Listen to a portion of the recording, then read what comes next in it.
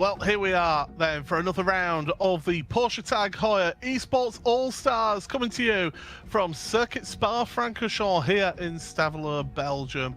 And welcome along to this broadcast. Myself, Paul Smith, and Arjuna Kankapati bringing you all of the action once again here. And Arjuna, we're going into the final throes of the championship, and where better to start the European Grand Tour than here at Spa. A staple of the series, a staple of the motorsports world, and we get to kick things off by bringing back what is going to go down in motorsports folklore as maybe the best sounding car of all time, the Porsche RSR. I can't wait to hear that out on track as we head into the closing stages of this All-Star campaign. Well, let's have a look at the schedule here for the All-Stars. So they started off in the Cup car at Hockenheim, Manicourt and Long Beach. They switched over to the 718 Cayman at Circuit of the Americas, the Red Bull Ring and Watkins Glen. Now, as you can see, we're into the 911 RSR GTE for Spa-Francorchamps, Nürburgring and Le Mans, before we finish off with the Mission R around Monza on June the 3rd. You do not want to miss that one. That will be special for the All-Stars. And, well, speaking of special then, here we are, Circuit Spa-Francorchamps, a track that I've been to twice myself, Arjuna. It is such a special, magical place. One of the longest tracks that we can think of, but it's got these long flowing runs as well. Of course, La Source out of turn one. Now there's gravel on the outside. Fortunately, our drivers today don't have to worry about that. Plunging down through Eau Rouge, cresting over Radion, but still climbing up to the top of the track, basically at the Lecombe chicane. And from there, as you start to descend, you get a great view back over to the pit straight. This track used to be even longer, Paul. We somehow shortened it. We did not take away any of its character. It certainly is one of the best shortening of a historic venue, but let's have a look at the different cars then. And one thing that you'll notice here is that both of them are 4-litre flat six engine, and very similar in terms of their statistical notes here. But Arjuna, this RSR is very different, isn't it? Let's not forget the RSR is probably carried over in a lot of its core philosophies over to a brand new 992 generation Cup car. This RSR was about bringing a rear-engine 911 into the mid-engine world. It still eschews some of the traditional sports car things. There's no turbo on it. They wanted to save a little bit of weight, and in doing so with that rear diffuser at the back, which just throws so much downforce onto the car, they managed to make a car that not only sounds great, Paul, but as you can attest to, is potentially liable for some hearing damage. Yeah, I was at Spa-Francorchamps for one of the endurance series, and yeah, this RSR, when it came past, when I was sat in the main grandstand at the start and finish straight for the last 45 minutes of that race, and that car each time just deafened me. Here, let's have a listen in then whilst we're on board with Emily Jones here.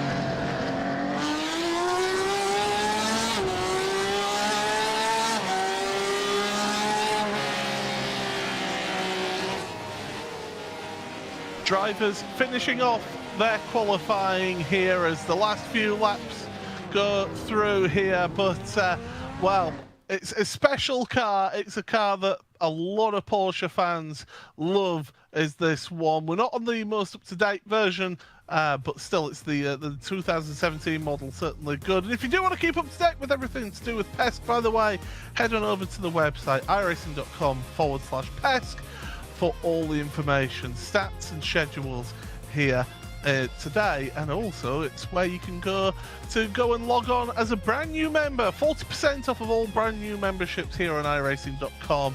And well, every day's a race day here on iRacing, and certainly would love to have you along for the ride as well. But we're going to be going to the start of this race, and it is Pablo Lopez and Casey Kerwin. The two of them haven't been separated since Pablo Lopez came into the series. Emery and Dave Cam on the second row, Love 46 and Kenny 500 on row number 3.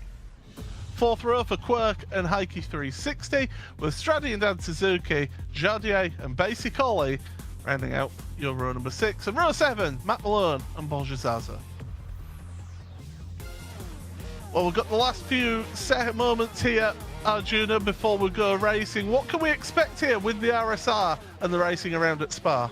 It's an aerodynamic car, but we also strip away any sort of driver aids that they enjoyed in the GT4. It's a totally different beast. We may see the order getting mixed up. Drivers without ABS are going to be able to struggle, and just take a look at that rear diffuser, Paul. You talked about the fact that this is the 2017 version. That diffuser, one of the things that updated over the years as they continue to make this car even faster, but it's one of the hallmark visual elements of the car. It's a diffuser the size of the Grand Canyon. Is that it is absolutely huge, is that? But we're getting ready for the start of this one. The drivers will be looking to the starters gantry. Barney the flagman getting ourselves ready for this race in the Porsche Heuer eSports All-Stars. Away we go, standing start for these RSRs. It's not the natural habitat for these cars, and already we've got a car on the grass further back, down towards turn number 1. I think it was Quirk who was out there through La Source for the first time as they plunge downhill now towards Eau Rouge and Radion for lap number 1. And well, if you are going too wide, you quickly sort yourselves out to single file.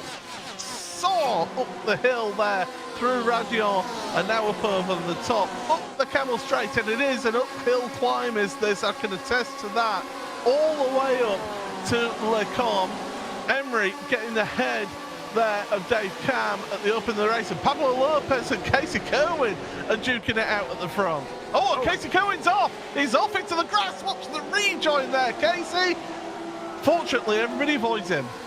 And I think that was something that I was hoping to talk about more when we get to the Supercup, as now Kerwin, I think, might have to drop to the back courtesy of a slowdown, which is always a lot worse on the opening lap of the race. You've got to be careful when you fight side by side here. Le Combe, Malmedy, those are two very difficult spots, and very dangerous spots. Just ask Jamie Fluke back in 2022. Yeah. Oh man, that was heartbreak for Jamie, was that, I can tell you. But they go through Pouant for the first time, go back uphill to La Fagna chicane. They're sweeping right and then left corner, head on in towards Campus, and then Stavolo after that. Back onto the old circuit from this right-hander here. He can drive the rest of the old circuit still. It's public roads, and if you ever go to Spa-Francorchamps, I encourage you to do that. So much history that you can pick out when you're driving around on that old venue. But heading towards Blanchimont, end of the first lap here, in towards the chicane. At the end of that first lap, it's Pablo Lopez has got Emery right with him, so Lopez hasn't been able to pull away at the front. Dave Cam, Love 46 and Kenny 500 all together. But across the line they go. First of 7 laps here, Arjuna, in the bag. Go back and take a look at this side-by-side fight up at the very top of the track. Just a little bit of contact on initial entry, and Casey bails early, and I think that's because without any stability, traction, ABS control, he wanted to make sure that he just kept it on the straight and narrow. Had to slide his way through the grass, but we can't control all things considered. Certainly was, and gets himself back on track and up and running as they go through. Up the hill they go once again on another lap, and well, basically, I tell you what, people have been very generous with their money here, because Ollie, you're in a bit of a hot situation, aren't you? Oh, it's heat I've never felt before. Just tell us about this, and why are you in the full kit then? Basically, I'm doing my first ever real race next weekend, and I showed chat my suit, and someone jokingly said, how much for you to do the race in that full suit, full pest? And I jokingly said, oh yeah, 200 quid, I'll do it. Of course, you can guess what happens next. So here I am. So Ollie, what we're determining then is that next time you need to quote a higher figure, don't you? Exactly right. Exactly right. But how are you finding the RSR, back in the old RSR around Spa-Francorchamps? Well, I love the noise, there's no doubt about that. Just wish I was a little bit more competitive, but I've got the perfect excuse already, haven't I?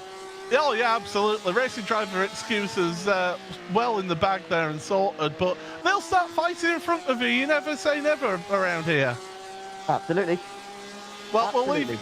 we'll leave you to it and take it easy, and all the best, and try and cool down between races. I will do, mate. Cheers. That's basically then joining us, Arjuna, and yeah. If ever there's something that you need to learn in the world of broadcasting is never quote a figure that people can pay. Always quote something higher. Yes, you got to go to the millions straight off the bat. You got to go high. I was disappointed. No Hans device that I saw there. So he had some neck freedom. That was not allowed. So clearly he was breaking the rules, and he's going to have to do another race after this with the Hans device on. I'm just saying, look on board with two drivers at the front, and two drivers that have probably had their fair bit of experience at the top level of sim racing in this car, because both the Pulpo Lopez and Emily Jones were around in the time when this was one of our World Championship cars. You're making them sound really old there, saying that they were around when it was... That is like, what, 7 years ago now, Paul? Oh, right. Well, making me feel old now as the race for fourth is continuing. Kenny 500 having to go defensive there. The 46 is in there as well. Straddy's trying to get involved in this one. And we've got a whole queue of cars. The front three have broken away in all this, and Dan Suzuki's dropping down the order now, so there's smoke in the background of shot there.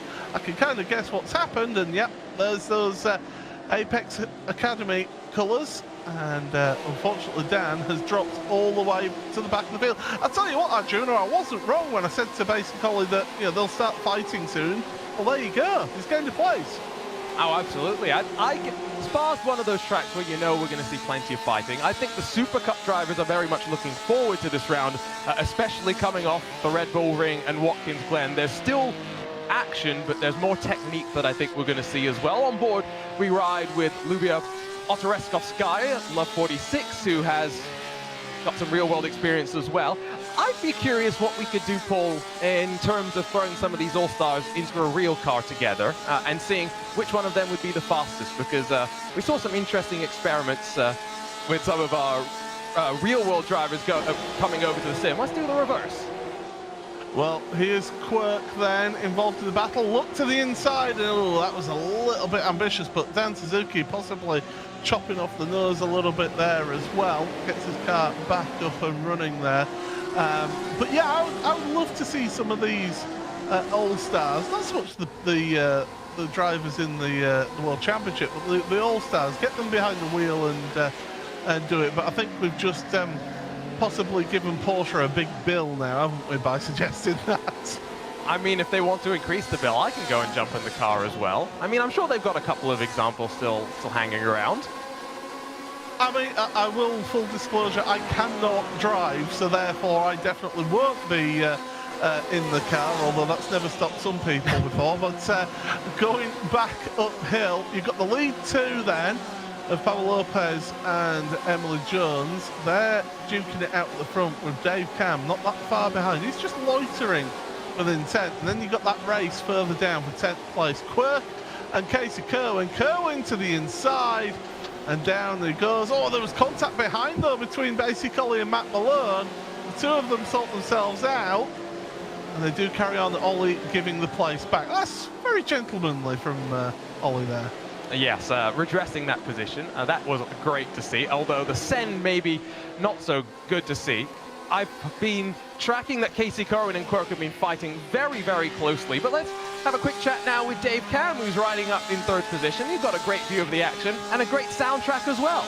Absolutely. What a car this is. It's been quite a few months since I've actually driven the RSR. I forgot just how good this car is, and it's spectacular watching these two pros in front battle it out. Hopefully we can catch up. We know you love the GT4, but that is slower speed momentum, has driver aid. Yeah. How much of a shift in driving is it coming over to this? I'm sure it's night and day. It is really, but the RSR moves around quite a bit, and you can get away with more than you think with the RSR, so you can throw it around. I mean, it will bite you in the backside if you're not careful, but it does move around, which I like.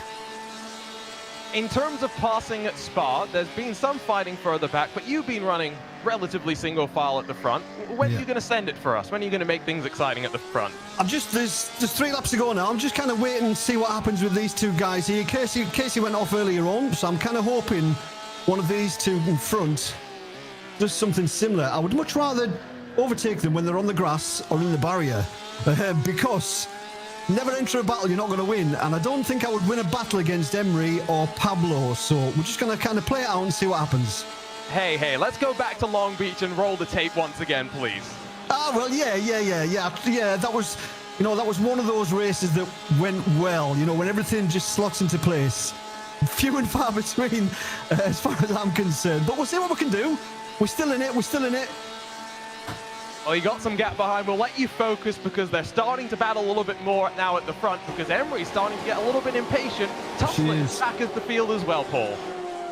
Yeah, absolutely. With the race for fourth is heating up because Kenny 500 has actually got ahead of Love 46 then. That race for fourth place. You can see them on the bottom of the screen there.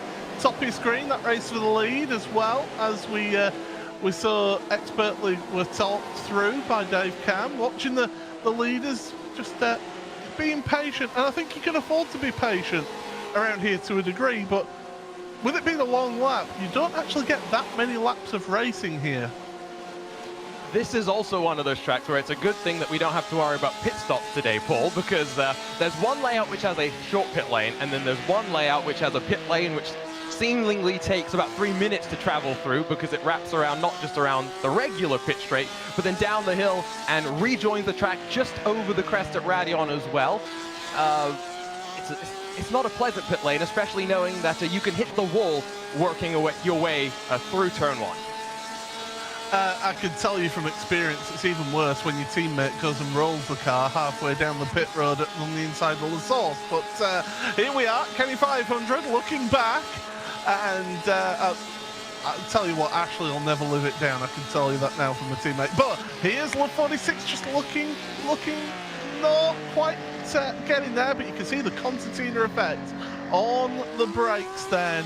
Oh, big step out there on power from Love 46. Up front, Pablo Lopez managing the gap to a degree, but Emily's sticking right there in the draft. And it's a big draft off of this car.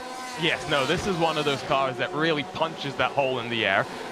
Pablo was one of our late additions to the series, joining us midway through. If I recall, joining us with the addition of the GT4.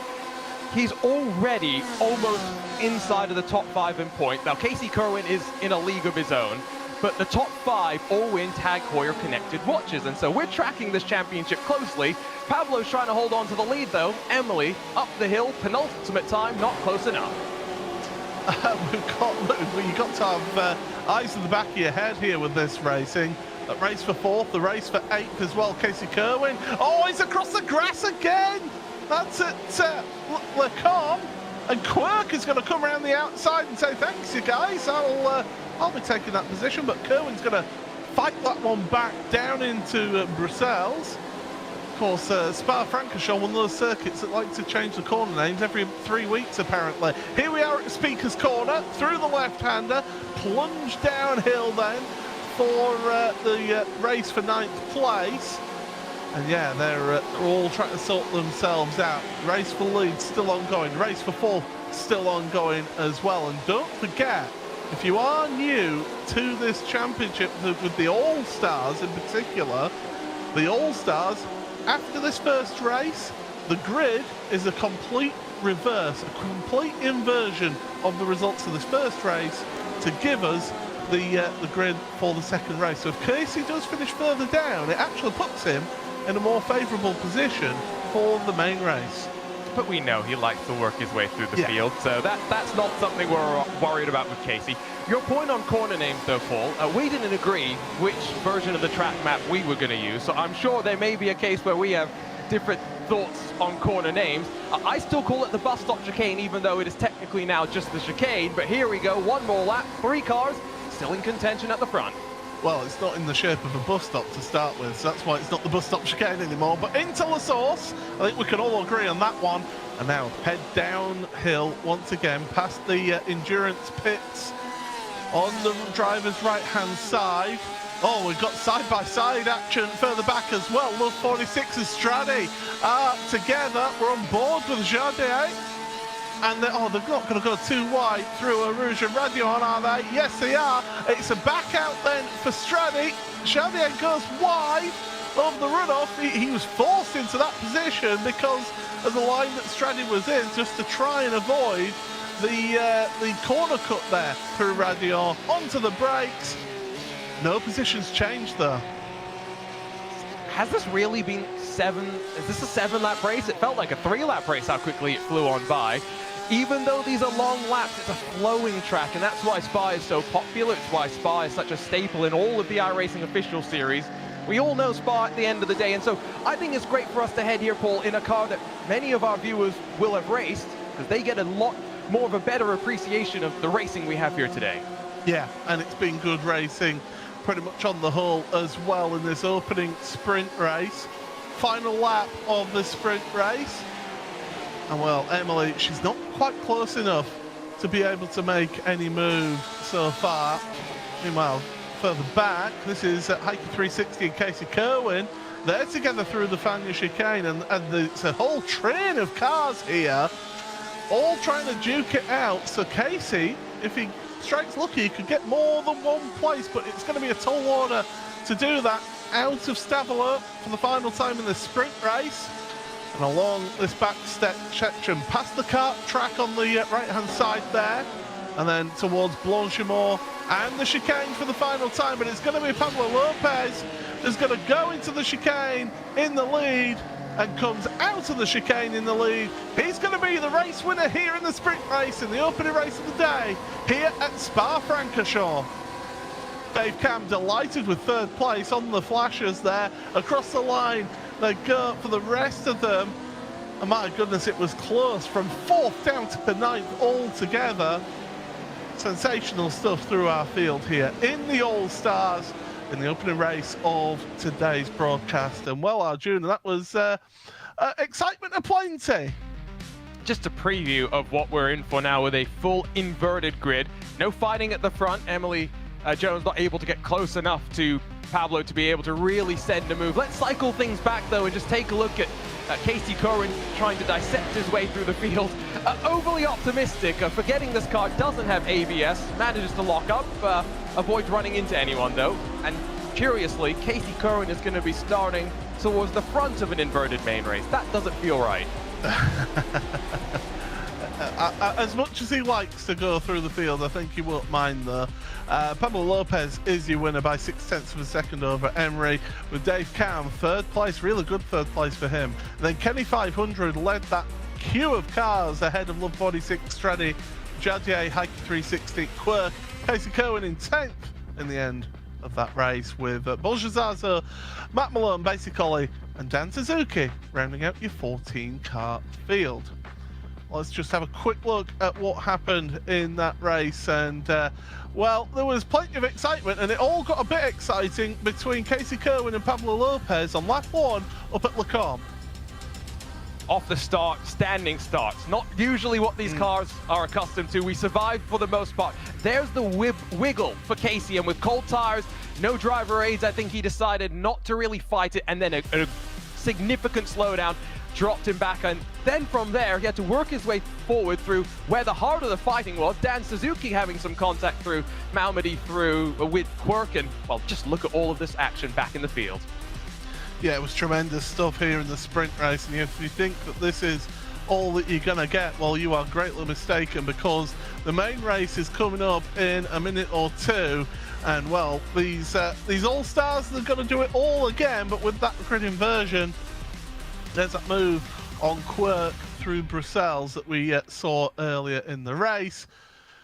But it all got a bit interesting towards the end there. Jadier thought he had the opportunity to make the move, but didn't get that in the end through there. But in the end, it was Pablo Lopez who took race victory here in the opening race of the day.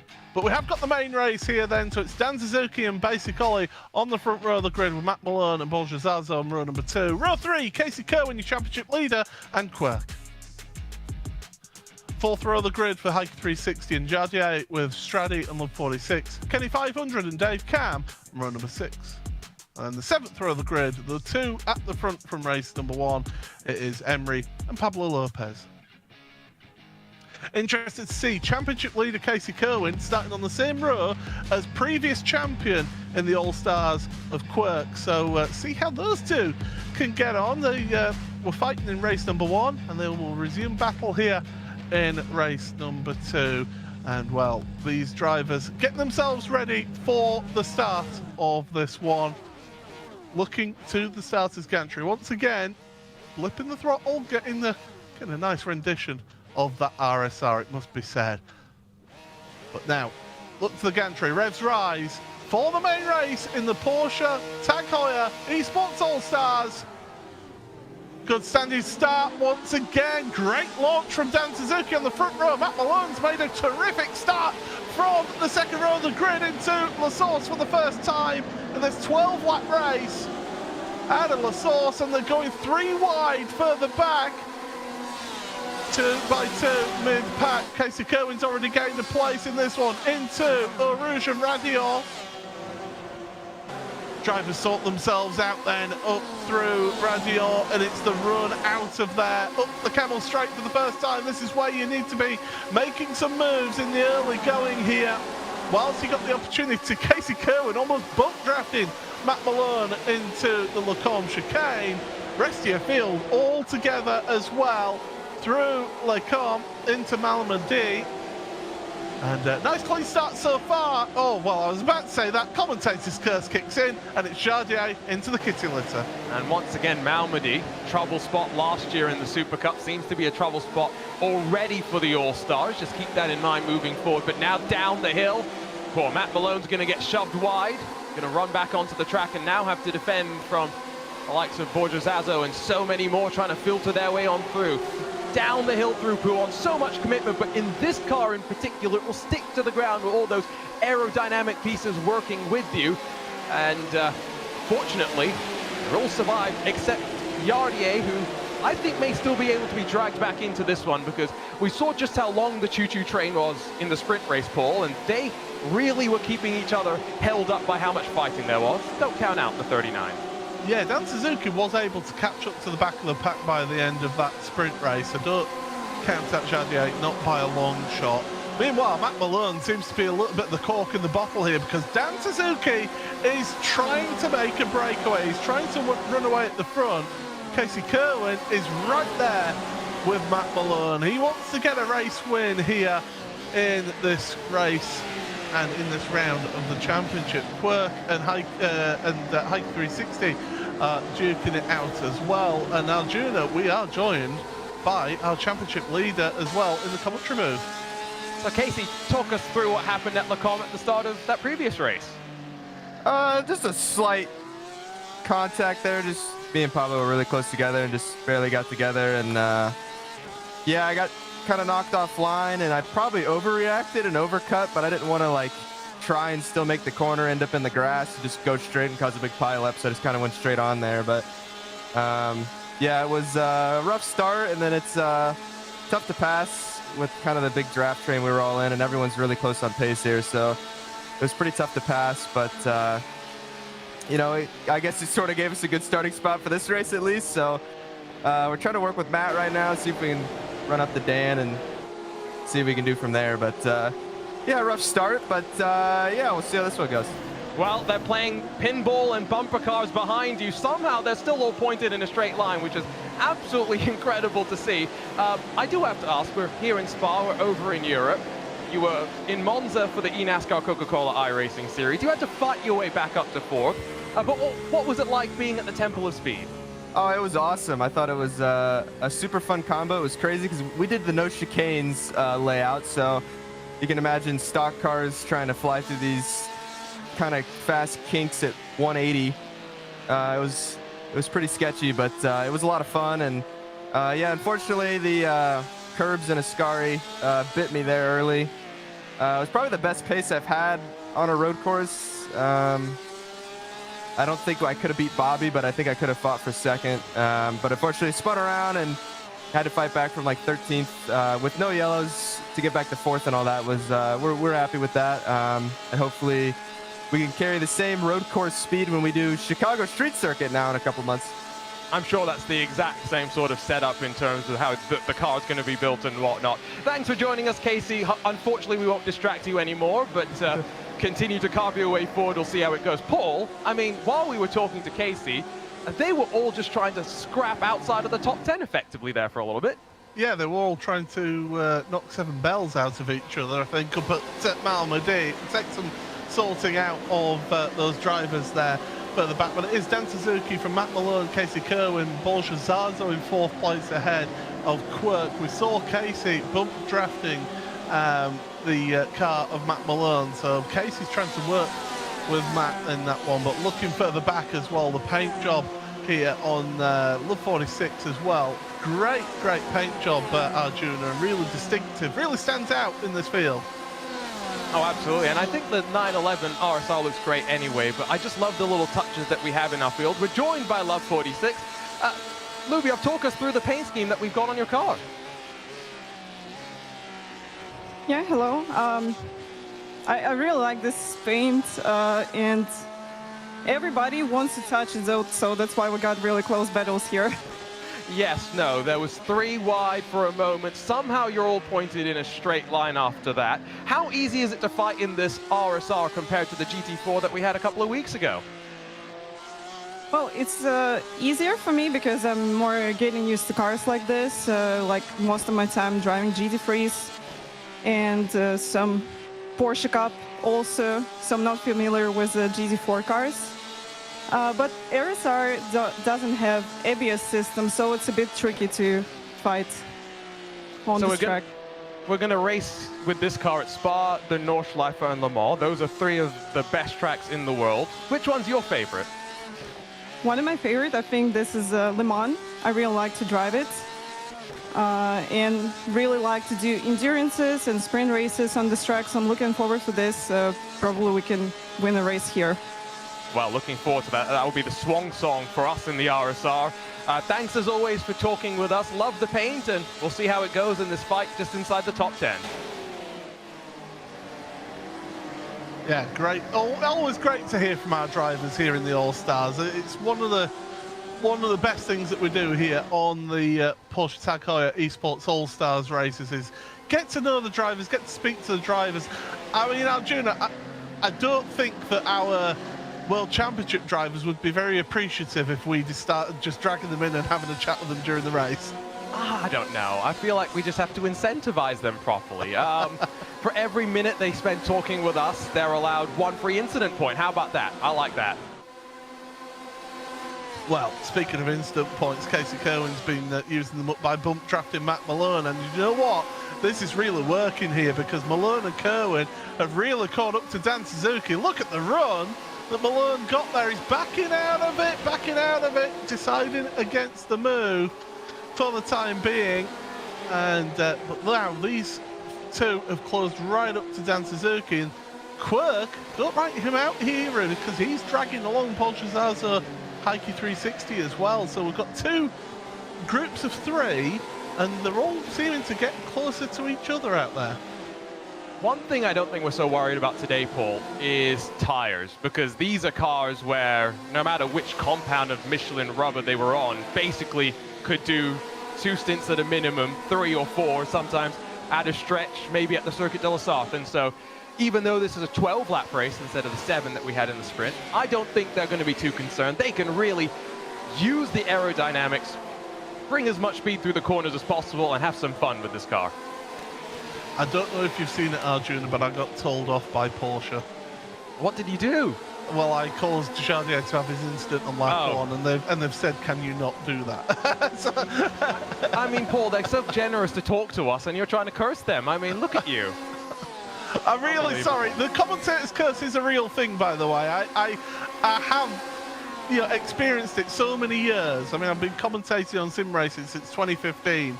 It is a thing. Anybody who says it isn't, well, they can come speak to me, because I've got the ears under the belt and the grey hairs to show it as well. These 3 at the front there, this is where it's at. They're really close together now. Question is, if you're Casey Kerwin, are you happy just sitting back there and just biding your time, or do you look behind you and start saying, those cars are sort of in and around, getting closer to us, behind us.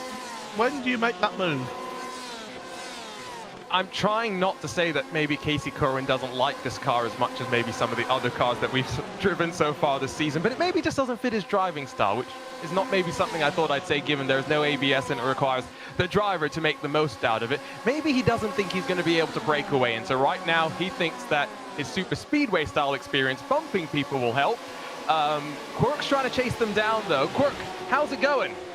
It's going good. I'm hoping they fight here so we can have a chance to catch them. They're really quick. We grabbed a look on board with your webcam just before we went live, and it looked like there was a cat who was very much trying to distract you. Where's the kitty gone? You know what? I don't know, and I hope she doesn't return right now. I love her a lot, but having her jump up in my lap in the middle of a corner is kind of dangerous, you know? Talk to us about some of the fighting that we've had with this car here today. There's been some 2-3 wide action. You've been part of it, including at the very start of our first race of the evening. Yeah, so right at the start on the grid, I got a little nervous. I got a good jump start on, I think it was Love 46, and I thought I could maybe get by, and then I panicked and went in the grass. And then I panicked and thought I was going to sideswipe the whole grid, so that was a lot of fun. And then a couple laps later, I got alongside Dan, kind of stuck my nose in. I'm not sure if he's seen me. Maybe I should have backed out. It was a tough situation, and we kind of had a little contact there. But it's been excellent so far. No big crashes, which is a surprise with this group. In terms of incident points, how are you doing on that, Mark? Because Spa's always one of those tracks where you're either good or you're not good. I'm actually only at 2 right now, which is about way better than anyone could predict. Certainly me, if I was behind the wheel myself. We'll let you go and continue to try and chase down those 3 at the front. You don't sound panicked right now, though, I think. No. I am cool, calm, and collected. Quirk, try to hunt down the top 3, Paul. He certainly is, and do you know what? He was quicker on that last lap as well, so he is doing the job as the leaders are working. Oh, Paul's there. I just lost. So anyway, we'll go back to a bit of technical issues behind the scenes with our director, but it's fine. Matt Malone to the front of the field, though. That's the most important thing here, Arjuna. Malone has now tried to get there, and he's finally got there. But now, if you're Casey Kerwin, do you try and sort of make those moves now and work together with Malone? I think Matt Malone has seen Quirk closing and decided he didn't want to wait for Casey to try and get past. And immediately, Casey Kerwin up the inside as they work their way down in towards P1. He's not going to have enough overlap. Now, Malone was the bottleneck in the previous race. Let's not forget that. So clearly, he was just sandbagging to set everyone up for his breakaway in the final couple of laps here. That's the story I'm going with. Yeah, and we'll stick with it as well. He's certainly doing a good job. He's slowly pulling away slightly from Dan Suzuki. But now, Casey Kerwin, now you see Kerwin, he can see those cars behind, and he can see that they are getting closer. We're almost in towards having a train of cars here as we go through. So through Stavolo once again, through Curve Paul Freyer, heading towards Blanchimont once again. And Arjuna, well, you've got our race leader right now. Yeah, Matt, it looked like you were a bit of the bottleneck in the previous race, but you've got some speed in the second one. You've come alive. Yeah, you see Casey pushing me? He's my drafting buddy. We go way back. And we did wonder why he was pushing you. Now you're not just leading 3 cars, though. You've got another 3 cars that have latched onto you with 6 to go. How are you feeling at the front?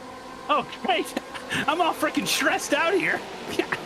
I'm sure I'll be fine. I think Casey's got my back this race. I got to worry about Dan, though. And, yeah, all the fast guys are coming. They see me up front. They're like, well, what's he doing up front? We deserve to be up there. I do have to ask you, we haven't seen people being able to work through even this inverted full grid.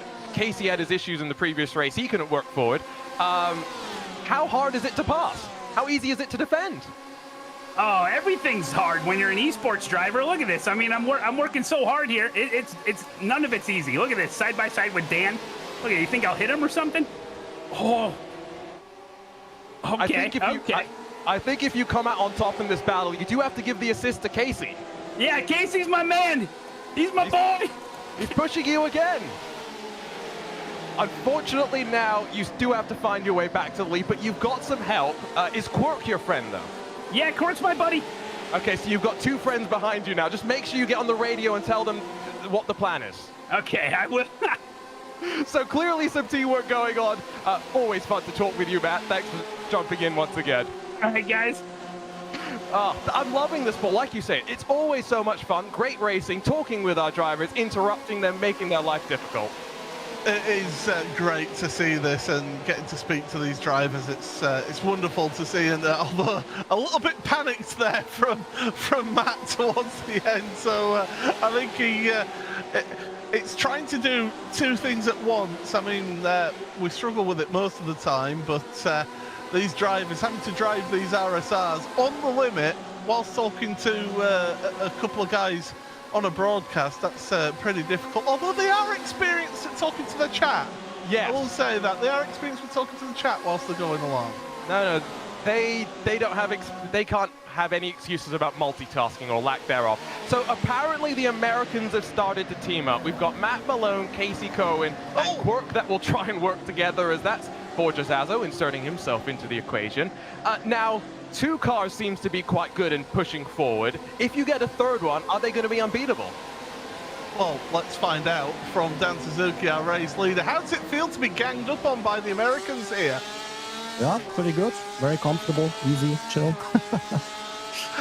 You had a nice start, though, to the race, and were able to get that gap, but these 2 have been working together to close you up. How intense is this now, this final half of the race? Yeah, I mean, we will see. Like, Matt is... Oh, God. They are bump drafting here. So they're going to pass me both. But, yeah, we'll see. I think Matt in the front, he was very, very cautious. Oh, God, too wide. Let me quickly focus on this. Net caught corner here. No, we survived. No, I mean, we'll see. I think if I can somehow stay here in this pack, we could probably get a good result. But, yeah. We shall see. Yeah, we will see. How difficult, we've been asking a couple of drivers, how difficult has it been to try and make the overtakes here around here? It's difficult with this car we've been seeing. I mean, the draft is pretty strong. I think it's actually easier than in some other cars, but obviously, especially if you're in a train with a lot of draft going on, it kind of evens out, and that makes it more difficult. Dan, we'll leave you to it. Enjoy yourselves and try and get to the lead again. All the best. I will try that. Thank you. So we're seeing just how intense this racing is, Arjuna, all the way through our pack. But this lead race has been a really, really intriguing one. And well, we said it was the Americans sort of ganging up on Dan Suzuki. Well, the Europeans are trying to get involved in Borja Zazo and Heike 360 as well. Been dropped slightly though, and now Kerwin and Malone just slowly cantering away as we fly through Blanchemont, which in these cars is a lot less scary than it is in a GT3 car or basically any other Porsche car that you could race around the world. The level of downforce that you feel, it just always lets you work your way through the corners with such utter confidence. I think Casey Kerwin now is very much thinking 4 to go. Let's see if I can get to the lead. He's going to be patient, though. He can afford to be patient, should I say. You know, he doesn't need to make the move immediately. I do think he has got the 1-lap pace over Matt Malone. I think that is for sure. But I think right now he's having a lot of fun pushing Matt Malone along and to try and gap out those cars behind. Because if you can gap out the cars behind, it just means that you've got one thing to focus on in the race. I was trying to just figure out for a second what the lap time delta is going to be here between the Cup car and these drivers. We're basically right on the pace with what the real world RSR 17, the designation for this specific car that we have here on the sim, was doing out in the real world, which I love, that feeling that we're getting pretty close to those lap times and we're getting some great racing as well. I think the drivers in the Super Cup probably going to be about 10, 15 seconds slower. Of course, again, they don't have as much downforce. They don't have any traction control or ABS, just like these drivers do. And so around such a long lap, those differences in the car are going to be even more exacerbated. Certainly are, as we're going through Poor once again. Are you two race leaders? Quirk has made it up to 3rd place, and Dan Suzuki's dropped back to 4th in this one, but if he can hang on to a draft, then he can get that one. Arjuna, you've got our sprint race winner. Yeah, I mean, Pablo, it was a pretty fun battle, it seemed like, at the front in the first race. You were kept quite close there by Emily Jones all the way to the end. It was fair play from Emre. I don't know, it was a little bit of an encounter with Casey at the first lap, but in this race I have a lot of damage because someone tried a 3 wide on lap 2 and crashed in front, and I don't have top speed at all, so I'm trying to get draft from Emre and get into the group. How much more does damage impact this car because it relies so much on the aerodynamics? A lot. I don't know. I don't know the amount. Well, you keep going 2 and 3 wide, which doesn't help the car, but in terms of championship, I don't know if you know this, by the way, you're almost already inside of the top 5 in the points, and you joined us midway through the season. Yeah, I'm proud of it. I don't know how many points I got or I need to get perfect top 5 and get the Tag Heuer watch. I think right now, I'm trying to do mental math, and you're trying to make sure that you don't crash. I think it's about 20 points that you still Kenny almost crashed me now. We'll let you go and focus on what looks like a very tough battle with a damaged car, but hopefully in 2 weeks' time, when we head to the Nordschleife, you don't get similar damage. Pablo is so focused on all that fighting, because look at that behind. Emily Jones tangled up Strati as well. Love 46, chaos through Lecom. Yeah, big drama, big damage behind, and well, we saw it in the background of shot. I'm sure we'll get a look back at that one, but that was a huge one. Bolgezazo's taken a trip back to pit road and is done for this race. Stradi and Emery are together out there on track right now. Jardier and Love 46 as well. See, Jardier, we said, you know, he could just carry on and keep on pushing. There he is up into 9th place now after that lap on incident. He's never going to give up as well, right? He'll keep driving, smile on his face, and he'll pick up the pieces. But still has a chance maybe to even catch Basic Ollie if he's able to close, especially remembering that Basic Ollie's only going to be getting toastier and toastier the longer he spends in that race suit. Here's a look at what happened into the chicane, though. Emery just getting tagged by Stradi, and then coming through Love 46, nowhere to go.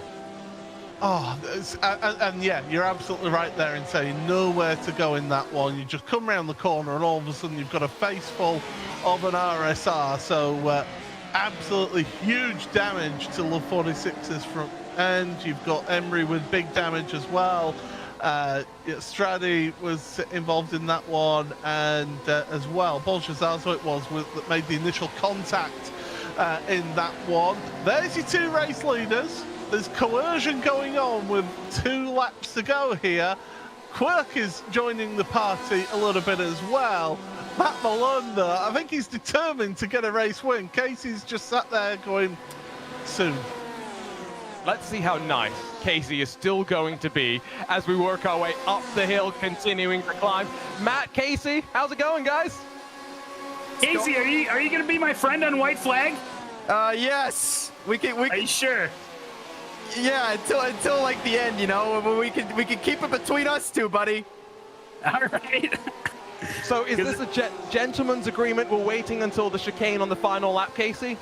We'll see. Well, it depends on what Quirk does, but we'll see. We were doing a good job there. We were getting away, and Quirk put in a really good lap and got towed back to our draft there. So, but I think it's just a 3-car race right now. So Matt and I, we were working together. You know, we were slicing and dicing, a little shake and bake. You know, it was good fun. And we got to the front, so we're gonna stay together, and one of us is gonna win.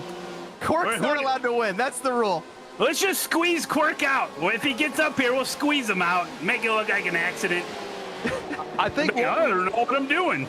I think, yeah, what we need to do is bring Quirk into the mix. Quirk, these guys are planning to try and make sure that you can't fight with them. Hey guys.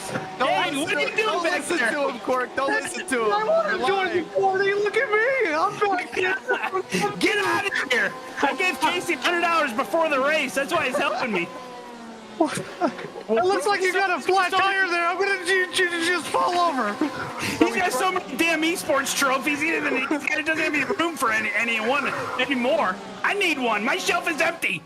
We throw the Chaos Grenade into this battle for the lead. Just remember, guys, final corner was the agreement, but not this lap, Casey, the next lap. We'll let you guys go off and battle Paul. I mean, this is so much fun. Oh, I'll tell you what, I was just happy to keep them in here and just make our lives so much easier because we don't have to say a thing. These do all the commentary for us right now. Look, Quirt. What they don't know, listen, what they don't know is I'm gonna fly by them both sideways on the last straight. It's gonna happen. Sideways? Yeah. Anybody got a sweat rag? All right, this is it. This is serious business. We've been training our whole lives for this, guys. Oh, business is picking up. Business is picking up. Oh, here comes Quirk. Around the outside, can Quirk do this? Well, the answer is he's got Casey, but Casey's going to fight this one back. Oh, careful. Watch out for the contact there, Casey. We don't want any shenanigans. Yeah, Casey, no shenanigans. You too, Quirk. It's down to the lead now, Quirk. Oh, he's got a serious face on right now. We can see it right now. He is super focused. Super focused. Oh, running wide, Get using 10x up those to use. 1Xs. We're using those 1X. Oh, nice run by Casey as well. Down the inside of Puor. That's going to allow Matt Malone to pull away here at the front, you know. Yeah, why don't you battle back there? Well, Matt's got a nice 0.2 of a second lead. I don't think that's enough, Matt. Come on, you need to pick up the pace here because you've got... Matt's gonna spin on his own. It'll be fine. See, the problem is everyone behind me is better than me. That's really the crux of the issue. Now, Matt, with that type of attitude, you won't win a race. You know, be positive. You can do this, Matt. Okay, positive thinking. We're coming towards Blanchimont now. Let's see. Oh, the flash of the headlights. Casey's going for it.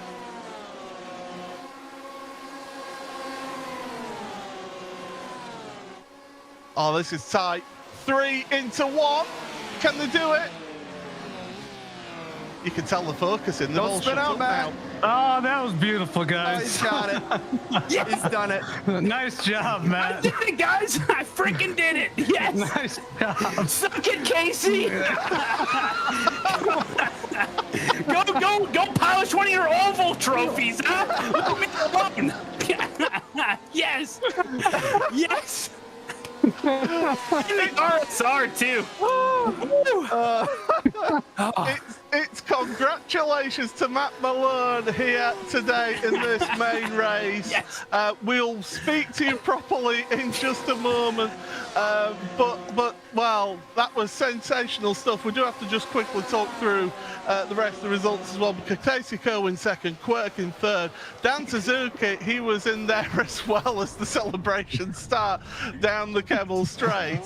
Heike 360 managed to get 5th place here in the Buzz post-race show with Pablo Lopez, Kenny 500, Basic Ollie, Jardier, Stradi down to your top 10, and then Love 46, Dave Cam, Emery and Borges Zaza right at the back.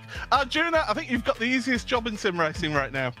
I think I'm just gonna not say anything and let Matt lead us off here.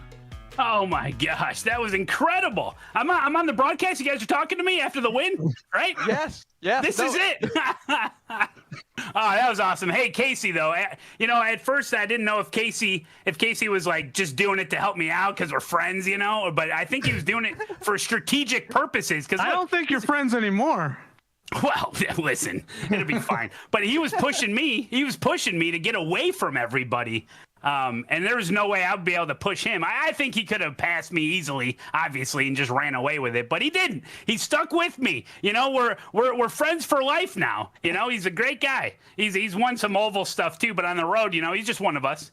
Casey, are you becoming soft as we go into the RSR? Have you decided you have enough of a championship lead?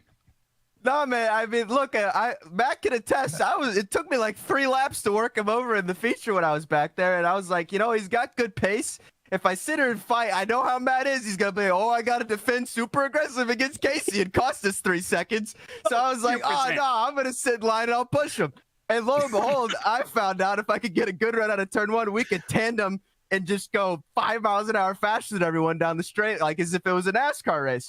So I felt pretty comfortable with that. We're in Talladega week. We did Talladega this past week, so I'm pretty used to the pushing, and yeah, we tried to pull away, but Cork got to us, and at least it still stayed between Matt and I, Dude, it's so true, Casey. If I would have battled you so hard and let Dan just run away like 10 seconds into I would 100%. Well, we could tell you right now, Casey Cohen has a 121-point lead right now over Quirk in second place. So the reigning champion is there in second place. Never say never. Emery's in third. Matt, sorry, I'm having to get my binoculars out to see how far. That's at 12th place, 174 points up there. Oh, man. Well, Well, you better enjoy this one while you can then, Matt. Yeah, well, I've been on the service for 10 years. I figure about year 15, I might make a run at it. Quark, I do want to ask you first about the Chaos Grenade. When you heard they were planning to keep you out of that fight, what were you thinking? I figured, it was pretty typical. It looked like Casey was just playing with his food, It looked like a shark there, just circling his food, just waiting for the right moment. And I was surprised that I was able to catch up, So I'll take third. It was a fantastic fight, so. We'll talk about the car. One sentence from each of you about why this car is so much fun. Matt, since you won, you get to go first. Horsepower, buddy! Horsepower. What do you think, Casey? Sound. Best sounding car. Great. And Quirk? No ABS and high downforce. Oh, no ABS and high That's down. 2 words. You violated the rules of the game. Listen. Okay. Well, you know what?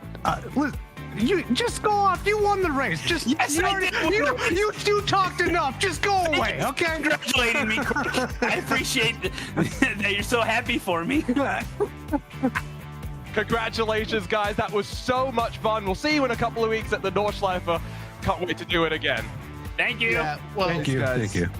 That is the comparison of the 2 cars there on screen right now. I mean, they can go and argue about it for the rest of eternity for this race, but you can see the comparisons there. The data says there isn't much of a difference between the 2 cars, but the racing and the speed and the lap times do. Oh, yes, no. And, we're talking about a cup car that is now just... Porsche has sold over 5,000 of them and sent them to drivers coming up to speed. And what do they want to do? They want to get into the wheels of something like that Porsche 911 RSR, or maybe more topical for today, to make the step up like the likes of Lawrence Van Thor have done into that Porsche 963 prototype. Yeah, it's certainly been good for this one. Well, I mean, if you want to get more information about the series, by the way, head on over to iRacing.com/PESC for standings and also what cars are in and everything as well. But do stick around because that's the All-Stars. But next, coming up is the Porsche Tag Heuer eSports Supercup.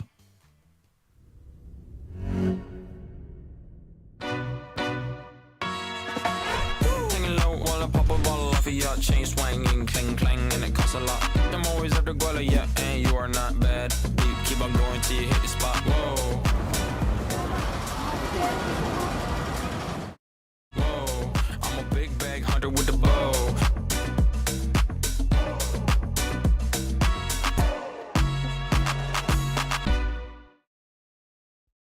Racing isn't easy, but experiencing it is. iRacing puts you in the driver's seat with the industry's leading sim racing game. Drive on laser scan replicas of the greatest racing circuits from around the world. Go head to head against other drivers chosen by skill-based matchmaking to ensure competitive racing at every level. Compete across all your favorite series.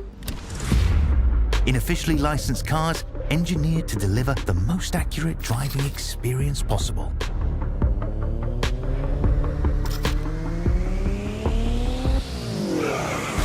Join a race or host your own with players from across the globe. Race against the computer or in a league with friends. Feel the thrill behind the wheel. Visit iRacing.com. This is virtual racing with real stakes. This is fine lines, milliseconds, and 200 grand. This is insane, but that's what keeps us coming back for more. The Porsche Heuer eSports Supercup by iRacing, live on YouTube and Twitch.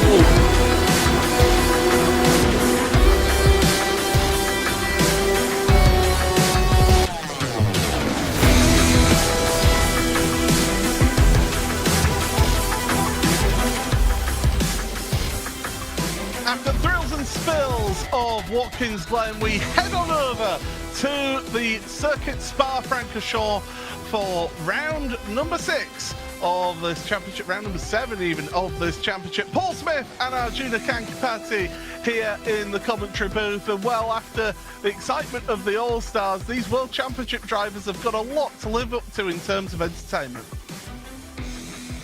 Helps if I unmute myself. We head to a track that we know, as a staple of the championship, always delivers excitement. It combines some of the best characteristics of the previous 2 tracks, our trip over to Red Bull Ring and of course Watkins Glen. Close, frenetic racing, but it adds in some technicality. It demands the most out of the drivers, with downforce being stripped off the cars and still having to work through some very treacherous medium and high-speed corners. I can't wait to see how it all goes, because it starts in qualifying shortly. Well, let's remind ourselves of what happened last time out at the Glen. Round number 6 of the Porsche Heuer eSports Supercup. He's in the wall! He's in the wall at the final corner! Now, Collins leads his teammate Campbell, our rookies, and he's just been turfed out of that invert that could have changed this season around. We'll go Pinto almost had the championship flash before his eyes with contact with Zach Campbell. Oh, he's run too far wide as Campbell passed themselves over. Oh! That contact! Pinto in the wall and almost up and over. Oh, Ariel, 2 races in a row. He is a race winner here in the Porsche Heuer eSports Supercup. Green flag, we're underway for action here in this main race of the Porsche Heuer eSports Supercup. Down to be able to get through safely. It is going to be Sanchez. Oh, that's Kevin Nielsen. Of going through the penultimate corner, Bastion jump. Took advantage of the situation. Beneke, he's got serious damage. Contact between him and Lassie are going to go side by side into the final corner of the race. And Zach Campbell with another race win, and there's Joe around right at the dead.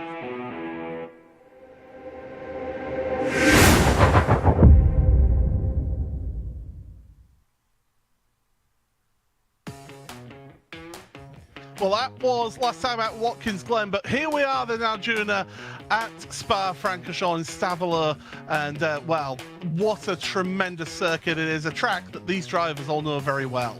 Absolutely, like we say, staple of the championship. Last year, who can forget the heartbreak for Jamie Fluke? A lap or 2 away from a World Championship win after so many attempts. It was not to be. Zach Campbell was the one that ended up coming out on top. Elevation change, so important at a track that is 7 kilometers in length. As you climb up through Eau Rouge and Radion, you said it earlier, Paul, you continue climbing until you get up to the Lacombe chicane, where you get a perfect view of the valley, the rest of the track in this wonderful facility. Once over 12, 13, 14 kilometers, now just 7. And it's certainly a spectacular venue. Here is how things are happening here today. We have got 2 qualifying groups. We'll get into that in just a moment. We've got a 6-lap sprint race. Then the top 8 of that results then get inverted in the grid for the main race, which is 12 laps long. These drivers are going to have to work hard if they want to get themselves some points. And well, coming into this round of the championship, you'd have to say, Arjuna, that there's a few drivers are going to have to hope for some mistakes to come from Jordan Caruso. He's been so strong. He's stealing that label of captain consistency away from Diogo Pinto. And that's not to say Diogo hasn't been consistent when he's been able to stay out of trouble. For Caruso, with 4 rounds left to go, 4 technical rounds in some ways, because even though some may look at Le Mans and Monza as maybe saying, oh, there's just straights and corners that separate those straights. There's a lot of racecraft that goes in. We've been 3-4 wide at the Circuit de la Sarre, and so as we get underway with qualifying for this round, I think it's the one race before, of course, the Nordschleife, which is totally just down to technique, at least in qualifying, where drivers will know they can't just control their destiny with their wheel-to-wheel action, but also needing to get the most out of actually driving the track. Well, here you are then. This is Group A of qualifying. These are all the drivers in positions 30 to 6th in the championship. They all go out at once to try and set themselves a pole position time here. And then Group B will go out on their own, one by one. The top 5 will then have a lap each, and we'll get to see each and one of those across the line to see who gets themselves on pole position for this round of the championship. And I mean, the pole position award, they get themselves a Tag Heuer connected watch. So far, for pole positions, it's Sanchez and Caruso who are joined on that run right now. Sebastian Job got it back at the Watkins Glen. However, Sebi is now splitting his attentions, and so I'm very curious how it's going to be. I was hoping to have a chat with him yesterday to just get a sense of how he was feeling coming into this, but he said, no, I finished one event, I got to jump over to this other, to my sessions and practice on iRacing to get ready for today's event here in the Porsche eSports Supercup. And that's a driver, of course, that sits 4th in points and is coming off pole, officially crowning himself the Porsche eSports Carrera Cup Great Britain champion. Yeah, he's been able to do that with a round of the championship yet to go. So congratulations to Sebastian Job for getting himself that Porsche eSports Carrera Cup Great Britain crown. Part of the Porsche eSports family is that championship, and it is a tremendous series that I do get to commentate on myself. So yeah, I get to see that. But this is where the focus is right now, and here's a driver on screen, Gustavo Ariel, who's really come alive in the last 2 rounds of this championship. Oh, absolutely. I mean, we knew the speed was there, even going back to the qualifying the Contenders Series, but luck, staying out of trouble, maybe a bit of both, eluded him in the early stages. And so now sitting up inside the top 10 in points, and a good healthy chunk clear of the top 15, so he knows that he's in a good spot to retain his license. I think from now we should only expect Gustavo Ariel to get stronger and stronger. And let's not forget, he's only the 2nd driver this season after Zach Campbell to actually win consecutive races this season. Yeah, absolutely. And if ever you want to have a bit of form going into the second half of the season, well, that is exactly what you're seeing from Gustavo. Thomas Tetteler, this is another driver who's been splitting his time between multiple events. So he's having to focus right now on the Porsche Tag Heuer eSports Supercup, heading towards Brussels. This long, sweeping downhill right-hand hairpin. Get your line right, get it over to the right-hand side. For Speaker's Corner, this left-hander. Don't go too far wide there, you'll invalidate your lap time. And that's something that we haven't really touched on around here, Arjuna. Tracking your lap invalidation in qualifying has a huge effect. One thing that I was told coming into this is that there are some teams that have found something in setup that with the 1 lap that you're allowed means that they may have as much as a 1/10 of a second. But that may not sound like a lot in the grand scheme of things with how close the field is here in the Porsche eSports Supercup. That is a lot. Watch for RHG, for Violate and Sonnen. This might be their chance to shine. We're watching, though, a driver that, unfortunately, we didn't get to see last time we went racing at Watkins Glen, but for very good reason, because Cooper Webster was over in the UK, gracing the GB4 Championship for the very first time, and in his very first weekend, Paul, got some podiums to speak of as well. Yeah, showing that pace that we know that he's got out there on track. Well, Luca Keita is going to be the very first who sets a lap time, as we'll look at Matthias Stuckbeck, the driver from Denmark, coming in towards the end of the lap here, and we're going to be starting seeing some lap times coming up on the left-hand side of your screen. There you go. Keita is the first one to set a lap time. What about the rest of them? Tettel is slower. Lassie back to the head of the standings. Cooper Webster fourth right now. That's not the best qualifying from him. Max Benecke down there in fourth place. Zach Campbell to the top of your standings right now in qualifying, as the times are coming thick and fast across the line here. Alessandro Biko now finds himself to the head of qualifying. What a lap time from Biko to get to the head of qualifying. The only driver so far to get in the 2:18.8. Zach Campbell told me Coanda and himself were not feeling confident about qualifying. I think that goes to show you how scrambled this field is. Biko at the front. Let's not forget, he got a podium at the start of the season. It's been up and down since then, still clawing onto a spot inside of the top 15. This may be that marker that helps him build and just ride to the end of the season and hold on to his Supercup license. So now, one by one, Group B drivers will file themselves out of pit road, and then we'll see them going across the line to start their laps. So Alejandro Sanchez, that we're on board with right now, he is working his way through on his out lap. Of course, Sebastian Job is going to be the first one to start his qualifying lap time, or at least it should be, with how things go out there. But Arjuna, you're there with our provisional pole position sitter. Alessandro, put the lap together. Talk us through the 2:18.891 that you managed to throw onto the board. Yeah, was the start of the lap was good. I missed a bit the last corner because I saw it was a good lap. So yeah, pressure was very high. I'm happy. The preparation of this race was very high and good. So happy. Let's talk a little bit about the season, I guess, Alessandro. No longer a rookie, started off on the podium, and it's been up and down, but you've always had speed. The problem is, so does everyone in the series. Yeah, I mean, the level in this series is so high, you know. Then mistakes in quali can happen very easily because you have one chance, and the pressure is very high. So yeah, I'm happy with my speed this year. Very happy, also for the preparation we are doing. So yeah, let's do our best.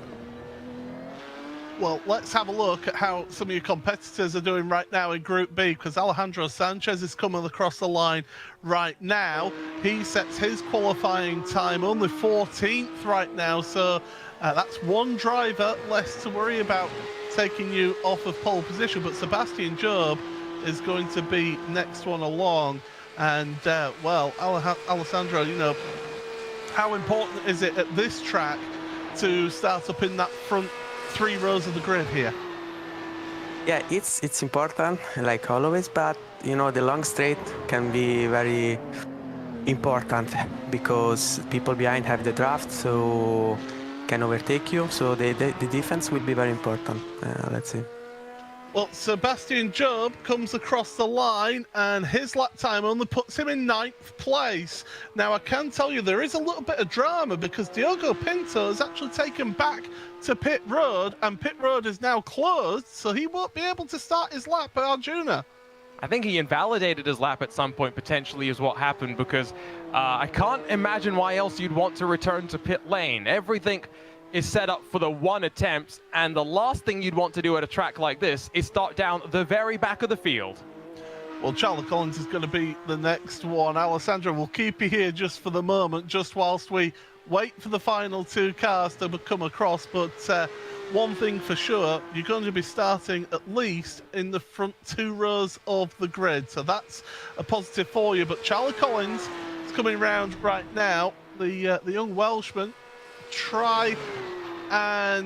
Well, Charlie Collins 3rd in the championship. He needs a good result to try and improve his chances in qualifying and in the overall championship. Through the final chicane, what can Charlie Collins do? I've not seen any absolute best sectors across the line. He goes only 14th for Charlie.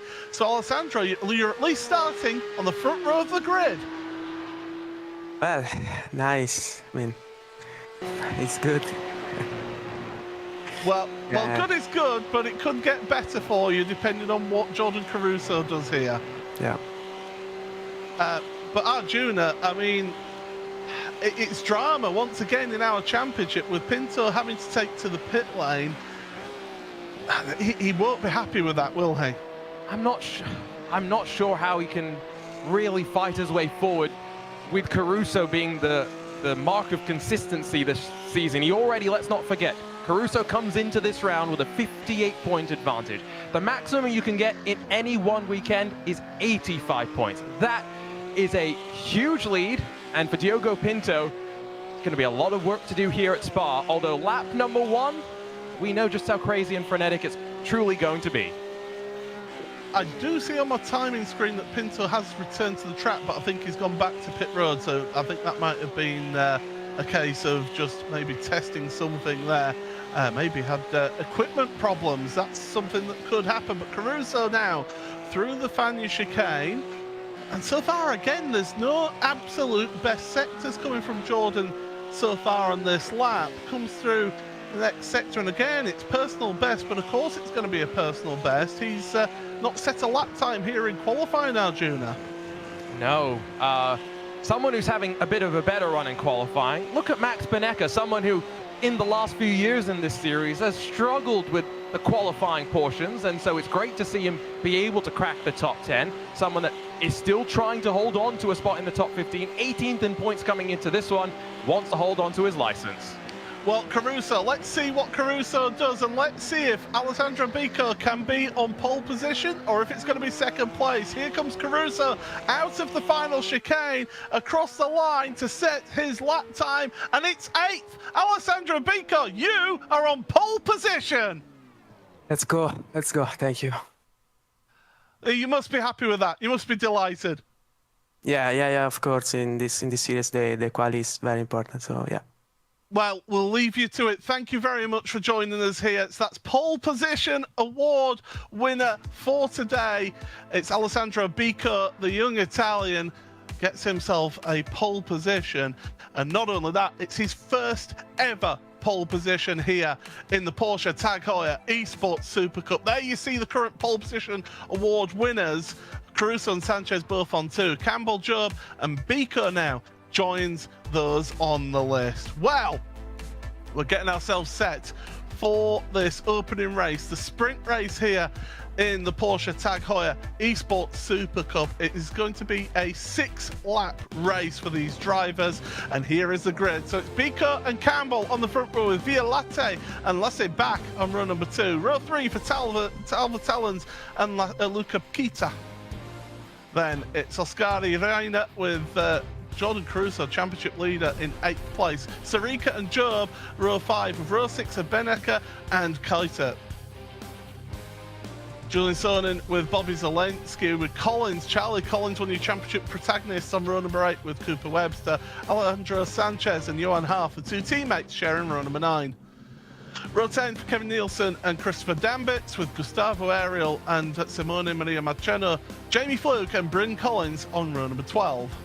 Oscar Mangan and Matthias Stuckbeck, with Thomas Tetler and Diogo Pinto.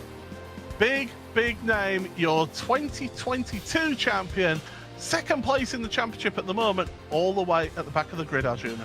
And he may have had technical issues, so I wonder what that does to his mindset. If those technical issues flare up again, how is he going to cope in the race? Pinto on the back foot here in the Ardennes, and that's only with qualifying. We still got 2 races left to go. Absolutely. It's going to be an absolute thrill ride. We're glad to have you all along here for this round number 7 of the Porsche Tag Heuer eSports Super Cup from Spa-Francorchamps. And the drivers look to the starters gantry now. They are getting themselves set for the start. The revs rise. It's green flag, and we are go here at Spa. Great start from Oscar Reina in towards turn number 1. It is Bico who's able to get a good launch from the front row, with Zach Campbell along with him. Oh, there's tyre smoke mid-pack. There's been a little bit of contact further back, but at the front, oh, look at Oscari. What a launch he got from the start, trying to go side by side into Eau Rouge and Radion. That's not recommended here because it is very much a one-line track. And, well, Sebastian Job's got the run on Reiner, and he is going through and making moves in that. No, it wasn't Reiner, sorry, it was Sarika who made the mistake at Radion. In towards the Lacombe chicane. Campbell and Biko at the front of the field as well. They're duking it out, and it's Campbell who's actually made it to the front. There's a car off, a VRS car, and that's Charlie Collins. Charlie Collins, one of your championship contenders, is all the way to the back of the field.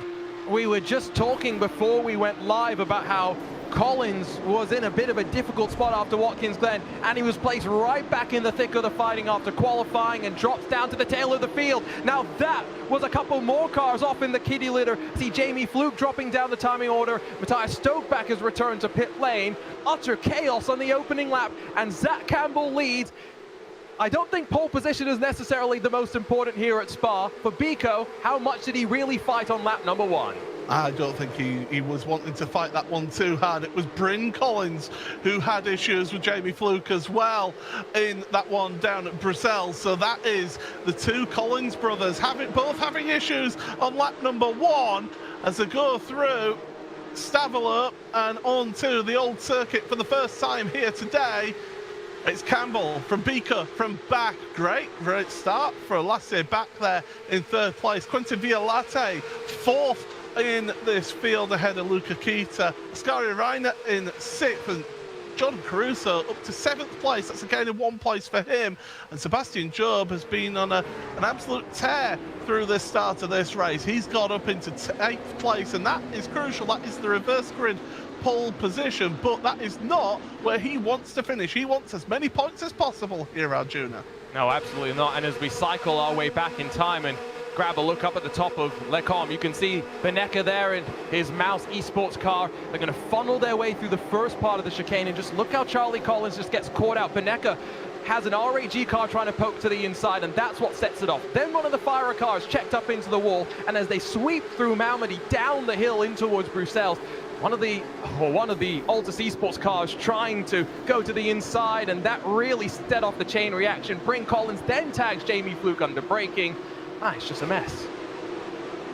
It was Oscar Mangan, the Altus car, as there goes the switch at the front. This is what we're expecting to see at the front, up the Kemmel Straight here throughout the race. We're expecting to see that lead change. It's very much like the last race at Watkins Glen, Arjuna, that the front few are going to be switching each and every lap when they get that slipstream and that run. It's all about the last lap, really, isn't it, for these drivers? I don't think you want to be leading coming to the white flag, but I'd also argue that there is a chance that even if you lead heading out of Malmedy, you could still get passed back in towards the chicane at the end of the lap. So there's a lot of give and take here, and I'm not sure how the drivers will play it out. Going to be curious to see how that goes. One thing I will just raise, Paul, is that for Pinto and Collins, I don't think you could really say some of the incidents that have taken them out of some of their races have been their fault. Jordan Caruso, though, on the other hand, has just had none of that bad luck. What's that quote that is attributed to, I think it's Gary Player, one of the golf experts, wizards? You make your own luck, practice makes perfect. That is Jordan Caruso's season epitomized so far. He's doing what Pinto did last year, just even better. Yeah, certainly it's really coming to fruition here in this race. But right now, Lasse back, another one of those drivers from Denmark for this team, the Fire SimSport, rookie to the series this season, and well, this is a tremendous opportunity for him. He's had 3 top 10 finishes this season, but not a single podium. Could this well be Lasse Back's opportunity here today? Fire SimSport were the breakout team of the road to the World Championship. Qualifying series where it started, we saw Lasse Back be the standout, and then of course once we moved in to the Contender Series, Kevin Nielsen was there as well. They've been joined by a veteran in the form of Christopher Dambitz, and then Matthias Stokeback joining them midway through the campaign. 4 drivers in a in their first World Championship season. It is really, really impressive to see. But as we check back in with Diogo Pinto, 17th right now, 11 places gained, Paul. And do you know what? I think he'll be feeling so much frustration right now in being in 17th. Remember, in the sprint races here, it is a different points compared to the main race. Only the top 20 score points here in the sprint race. And well, with the live points on the right-hand side of your screen, it is 68 points covering first and second place between Caruso and Pinto. Remember, 85 points is the maximum that you can get for a race weekend, and Alejandro Sanchez is currently right now just on that cusp.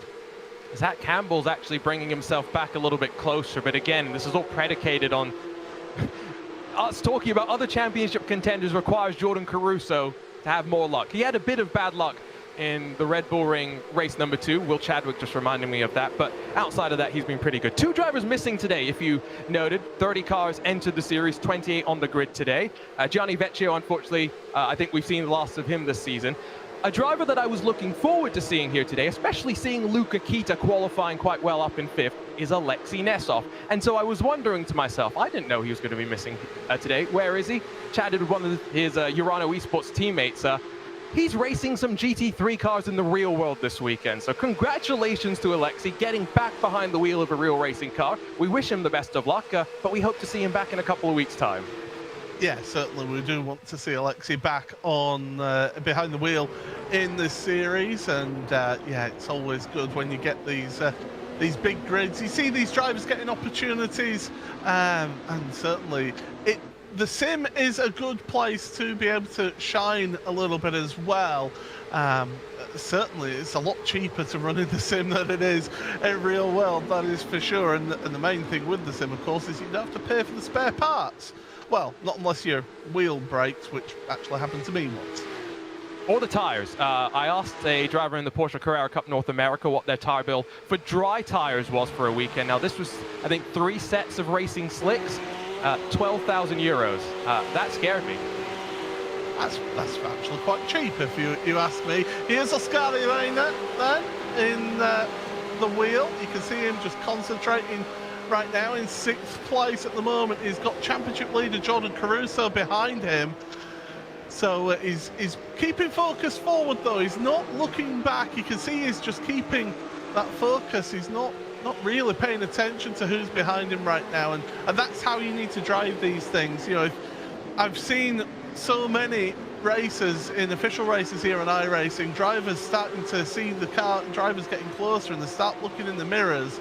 And when you look in your mirrors, well, you're just going to be driving slower. So Ascari doing a good job. Julian Sonnen here in 12th place. And well, we're getting to have a look at some of these drivers whilst they're going on. He's gained 1 place, up from 13th on the grid. Yeah, and I did say that they may have had some speed in qualifying. Violate, one of his, maybe the best qualifying performance of the season from him to start up in 3rd. Sonnen still inside of the mix, inside the top 15. We talk so much, Paul, about how the margins are so fine, and the margins are so fine in qualifying. I'll go back to round number 1. I was amazed to read that in Formula 1, we talk about needing to be within 107% to be allowed to race. In round 1, the field was split by 100.7%. Just puts into context how consistent you have to be able to be at the very top of this championship. Well, Alessandro Bico right now has 4/10 of a second lead over Zach Campbell. Lassie back in 3rd place. Compared to the All-Stars, if you were here for the All-Stars a little bit earlier on, these cars here in the Cup car don't have quite as much slipstream effect. So you don't have to be quite as far ahead for you to break the draft, break the slipstream. And Sam Keita right now, 15th place for him behind Bobby Zelensky. I was really surprised, Arjuna, because last time out at Watkins Glen, considering how many seasons Bobby Zelensky has done of this championship, it was his first podium last time out.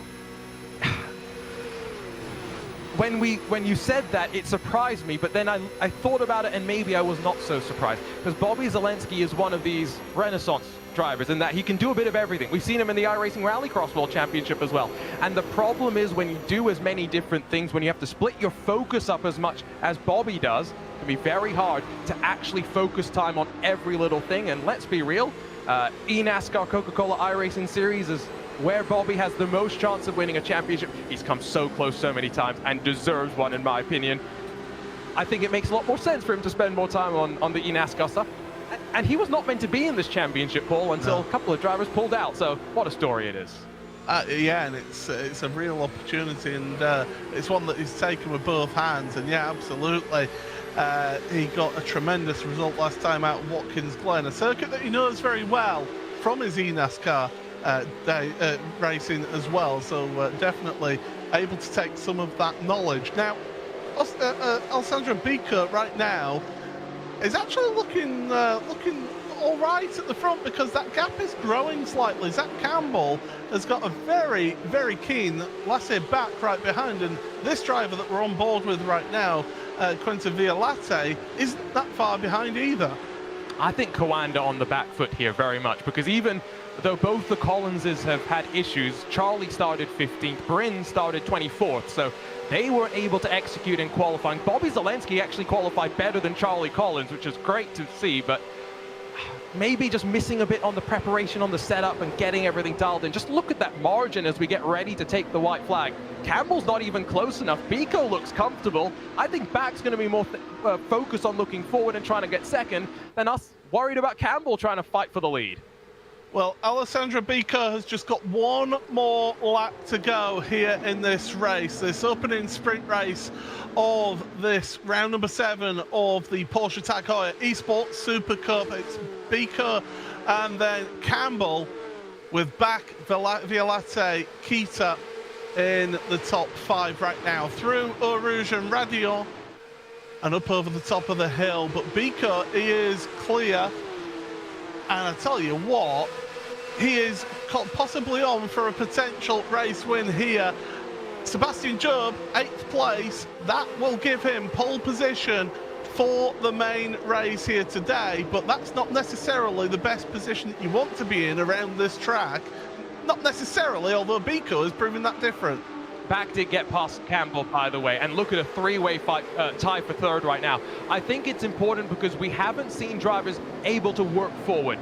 Back has got past Campbell, but outside of that, inside the top 8, it's been relatively stagnant. For Sebi to be vaulted from 8th into 1st, maybe it's not the best place to start, but we know Sebi, we know how strong he can be. If he gets an opportunity to break away like Bico, don't be surprised if he runs away and doesn't look back.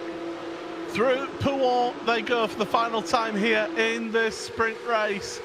It's Bico from Back, from Campbell, Violate, Kita, all together. Oscari Reinert and Jordan Caruso, Sebastian Job, all together in this queue of traffic.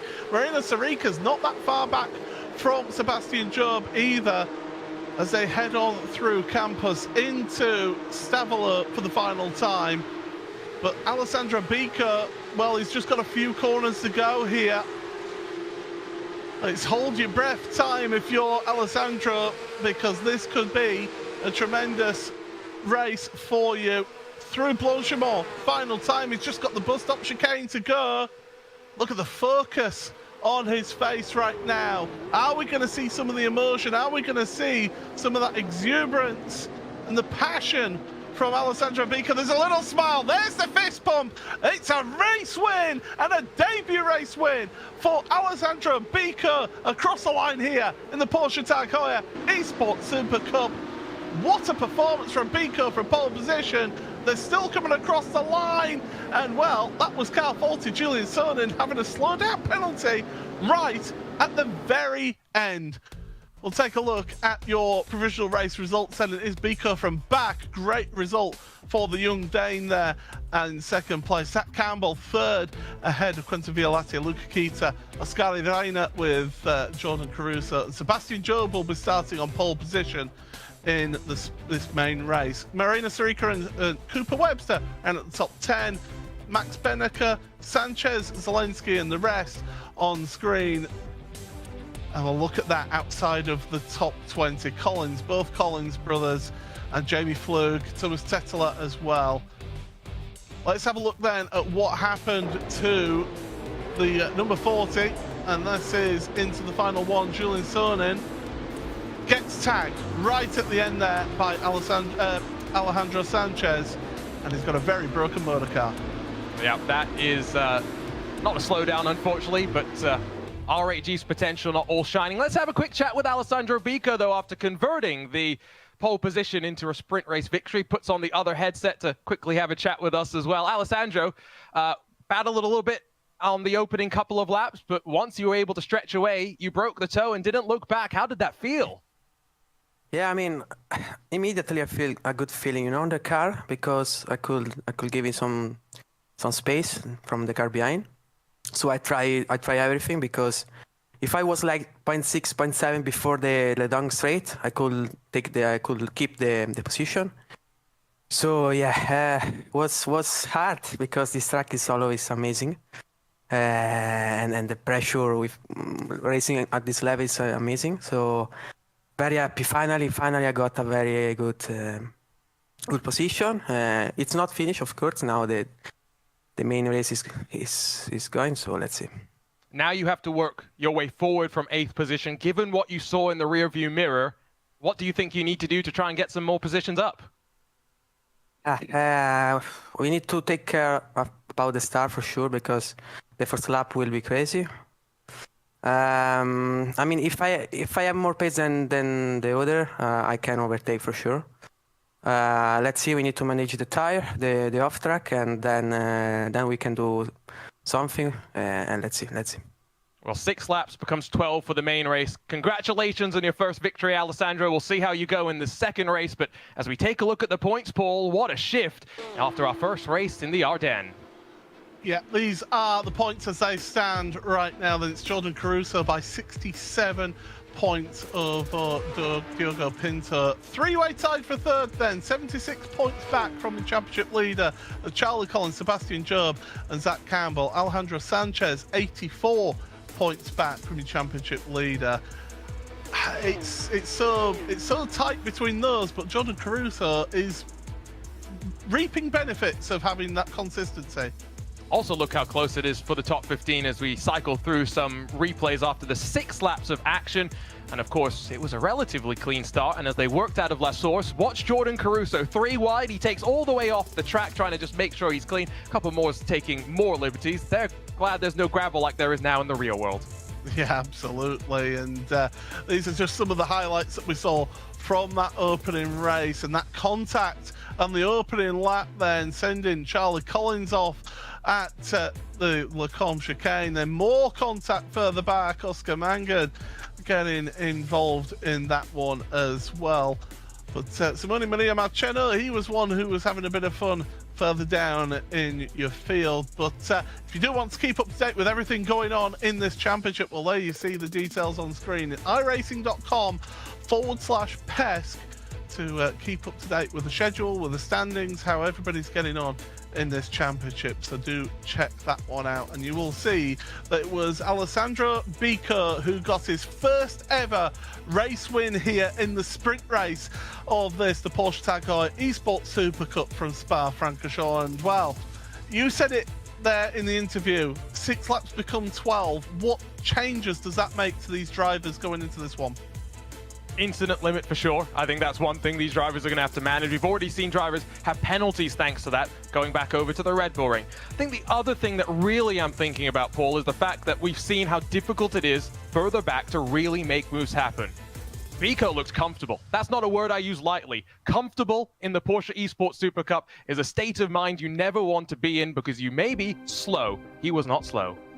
Oh, absolutely not. He was absolutely on it here today, and it's a lot of hard work that's gone into that team, and they're reaping the rewards of some of the performances that are coming out of some of these drivers who were rookies last year. Coming into this year, that year of experience really does help here in this championship. Paul Smith and Arjuna Kankapati here for the commentary for this, the main race in the Porsche Heuer eSports Super Cup. And well, it is Sebastian Job and Jordan Caruso starting on the front row, with Oscar Elena and Luca Kita row number 2. Row 3 for Quentin Violetti and Zach Campbell.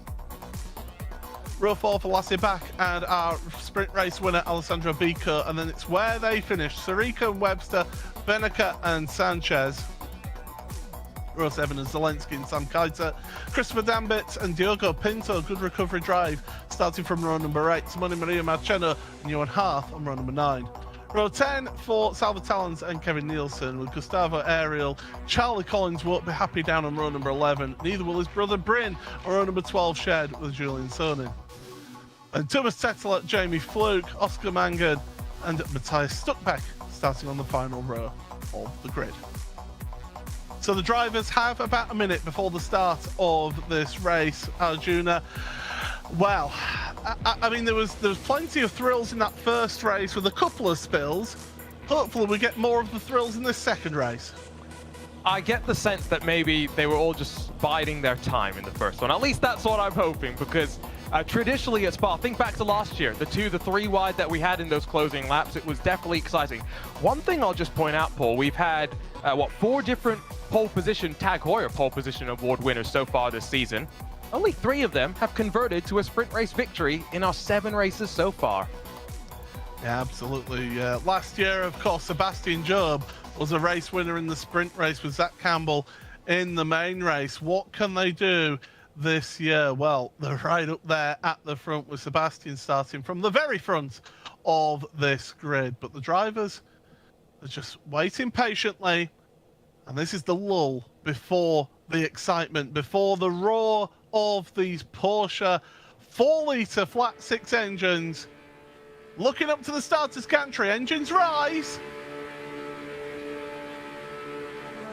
Green flag, we are go here for the main race of the Porsche Tag Heuer eSports Supercup at Spa-Francorchamps. Down towards turn number 1, Caruso's looking for the lead straight away, and Sebastian Job is not fighting that one too hard. We've got 3 wide action, we've got a car with multiple cars around. That's a big wreck at the La Source hairpin, and well, Bobby Zelensky is one of those cars involved in that one with Christopher Dambit through Eau Rouge Radion for the first time here in this race. And we've got a gaggle of cars at the front and a big hole where that incident happened at La Source, going towards the Lacombe chicane for the first time. And look at them, they're on the grass in the background of the shot there. That's just showing how intense the battling is further down in your field here. They tried, was it 1993 Spa? They tried their best efforts to replicate out of La Source further back in the field, I can reliably inform you. However, I mean, you wanted chaos, Paul. Commentator's curse? No, maybe commentator's blessing. I didn't want chaos. I wanted thrills, not spills. Okay, yes, we definitely have a lot more of the spills than thrills. Simone Maria Marcheno is already back to pit lane, unfortunately. I think he was the one that took the worst of the drama out of turn 1. Charlie Collins got tangled up with things once again, but I think actually got away relatively scot-free. So we're going to take a look at the replay of the start and try and pick our way through all of this. Might take us a while. Yeah, as they head on down. So we're looking a little bit further back in the mid-pack. There's a dive to the inside from Pinto. And that's who's turned them around. Oh, and then 3 cars all pirouetting around there. But it was Pinto just with that dive down the inside into turn number 1. That's what then started that chain reaction. One of the Coanda cars had an amazing reaction to just dodge all the chaos in front of them. Not sure which of the Collinses it was, but Bryn. Full credit. Was it Bryn? Yeah, Bryn. Oh, he's up 9 places. 9 places in this race already. Matthias Stuckbeck, by the way, started at the very back of the grid. It's now 15th. Talk about taking advantage. Actually, I think the one that I was looking at was Charlie, so he did a good job. But Bryn up 9, Charlie plus 6. These are skills, Paul, that you need in the Porsche eSports Supercup. We know that. Think back to Magny Core, the hairpin in race number 2. Think back to Long Beach, the fountain where Diogo Pinto, or rather the hairpin where Diogo Pinto got tangled up and rolled. If you've got the skills and that mental sense to be able to stay out of those situations, it can always keep you in a great spot. But boy, what a tantalizing battle we got now with Caruso and Job 1 and 2. Yeah, this is going to be an intriguing race. Let's take another look then from the roof then of the race pole position starter of Sebastian Job. There's the move for the lead from Jordan Caruso, and yeah, I do get the feeling that Sebastian was more along the lines of, no, after you, Jordan. A bit of British hospitality to his Australian counterpart. Maybe recognize that it's lap 1 and he knows there's still a long way to go. Sebi has joined the ranks of Jamie Fluke, Tumas Tatler, Max Benecca, as some of those pulling double duty with various different events, and has been enjoying some success, has revitalized his rivalry and battling with Josh Rogers in the Porsche Coanda eSports team, which has been really fun to see. But after that championship that he won a couple of weeks ago, like you said, with a full round still left to play, you always wonder what that does to the mentality of a driver. I wonder if that's just calmed Sebi down a little bit, because there have been a couple of points this year where he looked like he was very, very earnestly focused on delivering a certain result rather than just driving to the best of his ability, which is naturally where drivers get their best results. Well, we'll have to see how this all pans out for Sebastian, but he is a very experienced driver in this championship, one of our ever-present drivers. And, well, look at the front of Diogo Pinto's car, bearing the scars of lap 1 there. That will not be helping his top speed, which is so crucial around this track. Maybe in some ways it's more aerodynamic. Now, I'm not a physicist, so I'm not claiming that it is, but ultimately all that you want here is as much straight line ability as you can in these long drafting trains. They all run their wing basically at minimum, which, if you're curious, is not 0 or 1, it's 4, just because of how the system works to set the angle on the back of the car. And so you're not really doing much after that to get more top speed, and you're just hoping for every little bit you can. Battle for 5th, Quinton Violate, of course, great qualifying for him, Paul, and I love to see that because he's down in 29th position in points, 52 points behind the bubble line. This is a result that could very well still keep him in contention to hold on to that license. Well, he's currently where he started in this race right now in 5th place, so he's doing all right so far. You can see the need of people wanting to break the draft there. As for the front end of that car, Arjuna, I don't think that's how they would have designed it in Stuttgart, and I don't think they'd approve of that redesign either. If nothing else, for the aesthetics of this Porsche 911 GT3 Cup car. And, well, these drivers, they are on edge. They are pushing this car to its limits. Let's give you a little bit of the buzz, full throttle.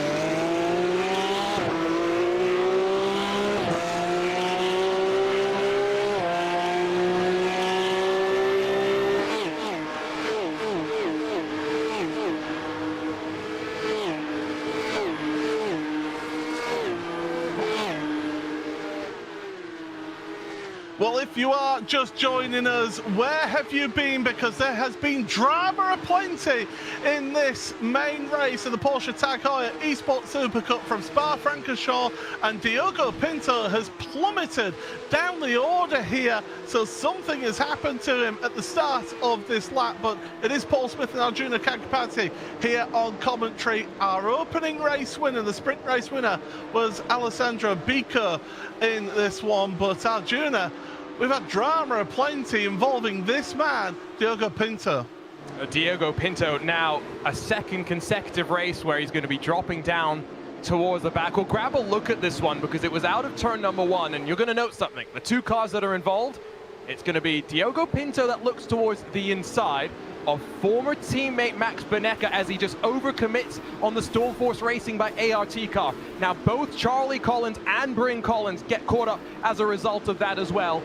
And as we saw on the live points just a moment ago, even though Sebastian Job sits second behind Jordan Caruso, if things hold as they are, Jordan Caruso is almost a full race victory clear of the entirety of the field.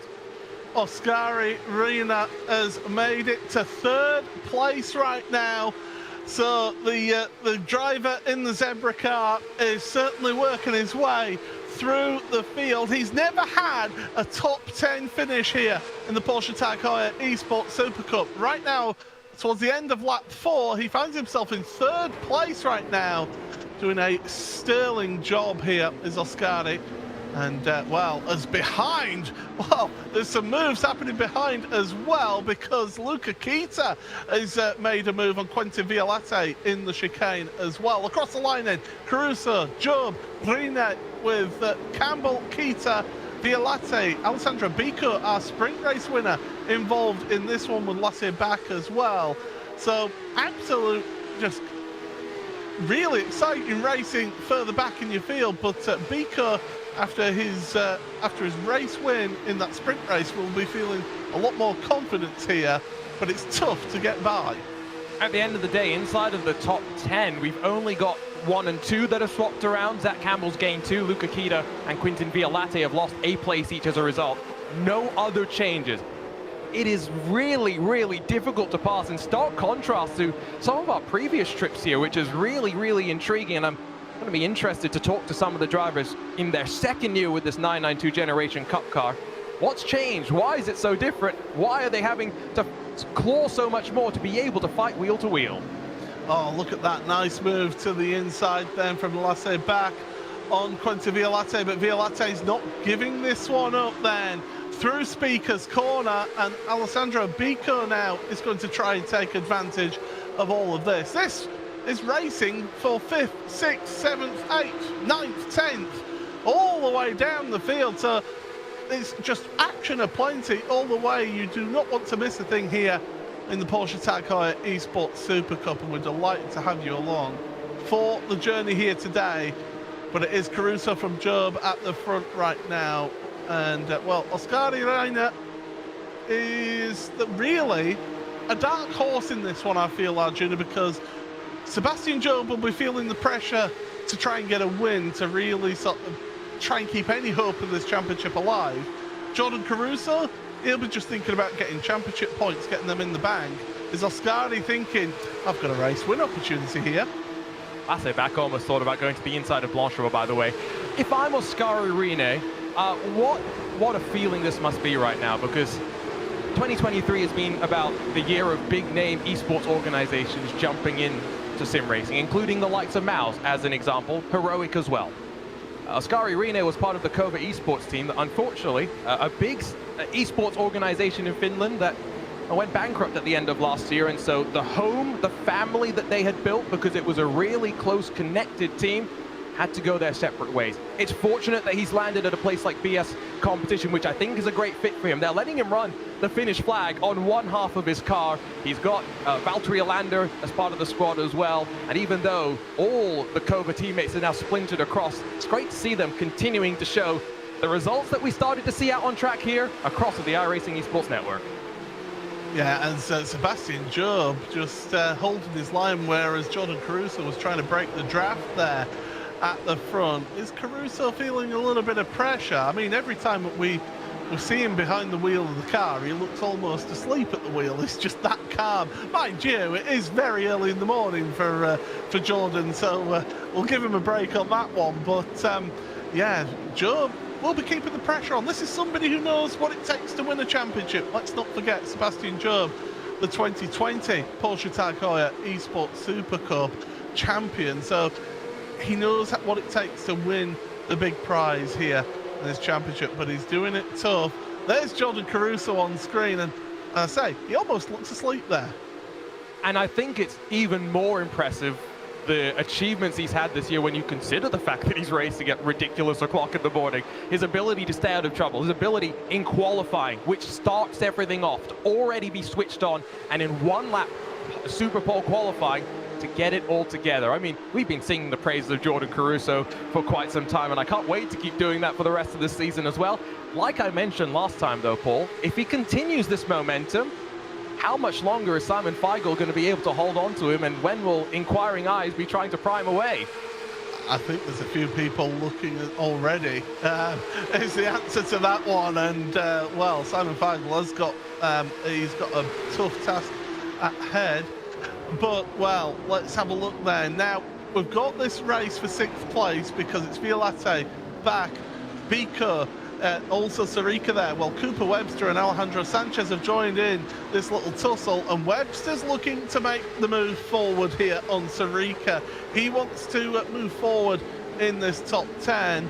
Sarika's got the inside into La Source, and he's going to hold on to it. In fact, Bico is going to dive his teammate. Nicely done. I don't think that was exactly planned, though, as now Quentin Alejandro Sanchez and Cooper Webster are going to take the two Williams eSports drivers too wide into a Rouge Radio. Sort yourselves out, guys, and Marina Sarika is the big loser in that one.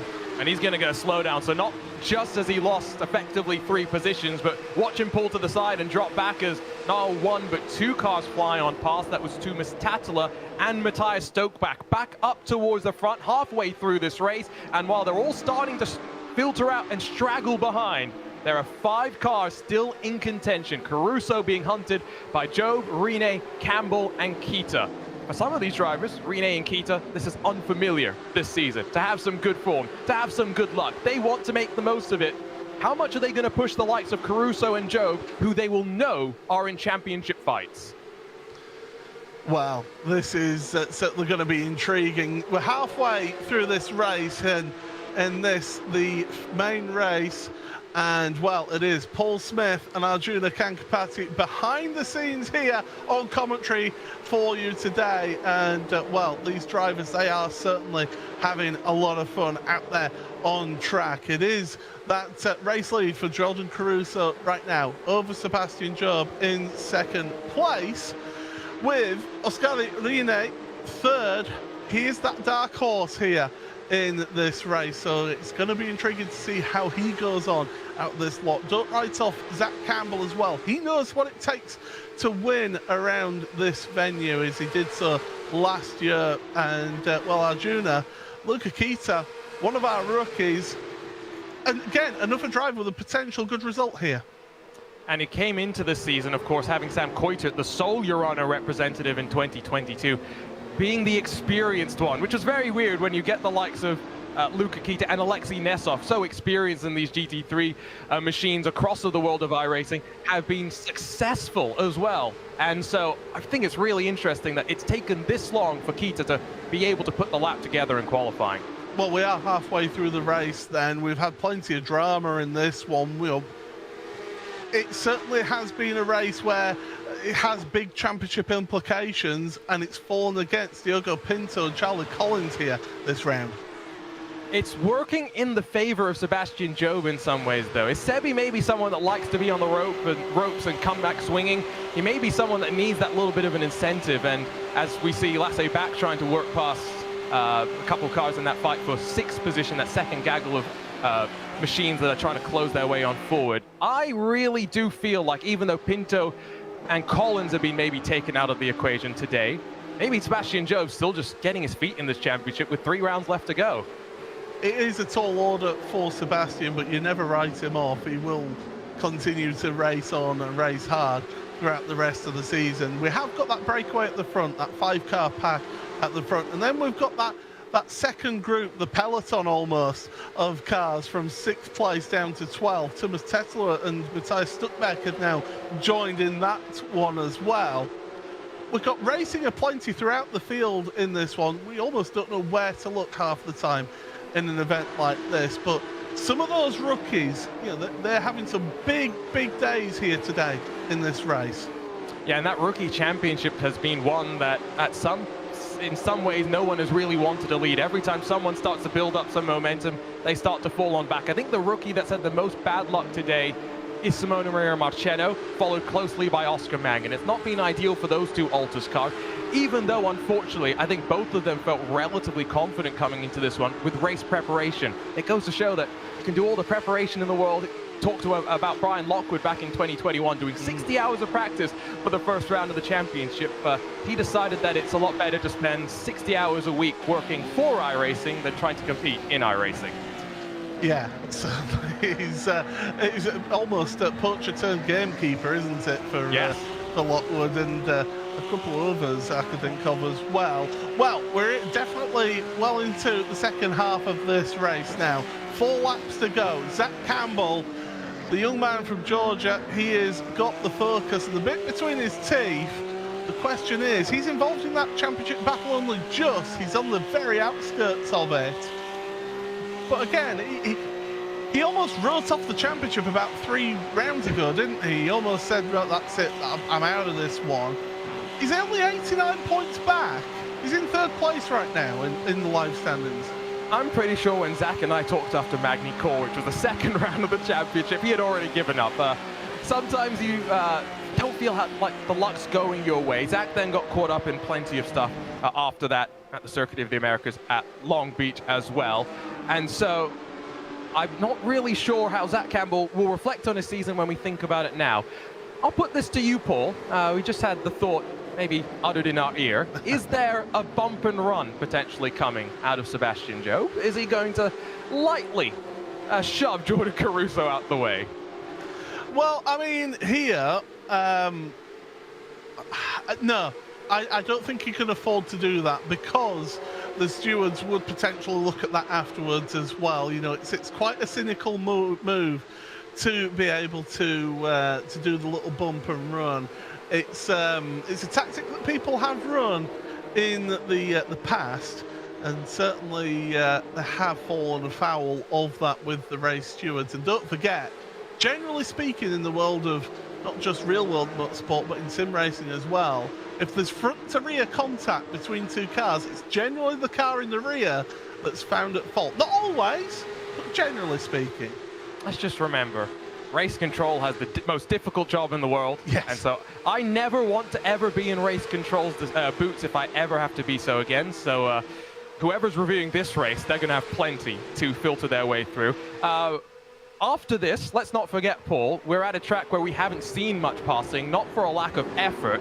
Next up, it's a track where we're not going to see much passing, because if you try and pass, it could end everyone's race. I still remember going back to 2020 at the Nordschleife, the big drama on the last lap, Max Benneker going into into Tiergarten and all over the grass, losing control, ends up contact and almost makes contact with Josh Rogers. It was championship contender at that time, and that was really a really big spark of the big rivalry between Benneker and Rogers. So it's got history in this championship for drama, and it's certainly got plenty of history in the world of motorsport, in particular Porsche motorsport as well. Lasse back is closing on the leading 5 cars, by the way. You can see they're squabbling behind him now. Violatti and Sanchez door to door, and the Stormforce Apex racing car is going to shortcut and get a slowdown, and I'm sure going to try and serve it in a way that he doesn't bleed positions. Lasse back, after moving forward to 2nd in our sprint race earlier, is still in contention to get a top 5, if not a podium. Well, this is intense stuff in this one, and we have still got plenty of action to go in this race. So at Spa-Francorchamps, you've got that race for 7th on that screen below. You can see right now Sanchez managed to hold on to that position for the time being, although Quentin Violate is going to go around the outside at Poulon. Alessandro Bico tried to follow, and I think Sanchez is desperately trying to serve that penalty, that slowdown penalty he would have picked up at Le Combe. I think he has managed to do that now, but he drops himself down to 10th place. It's a race from 7th down to 14th right now in that gaggle of cars. The front 6 now are together because Lasse Bach is tagging on to the back of your race leaders. So 2 packs of cars all together, and there is a third pack, by the way, up there. 15th down to 20th, they're all together on track. It's incredible just how this track really can separate people out, but also keep them together in groups.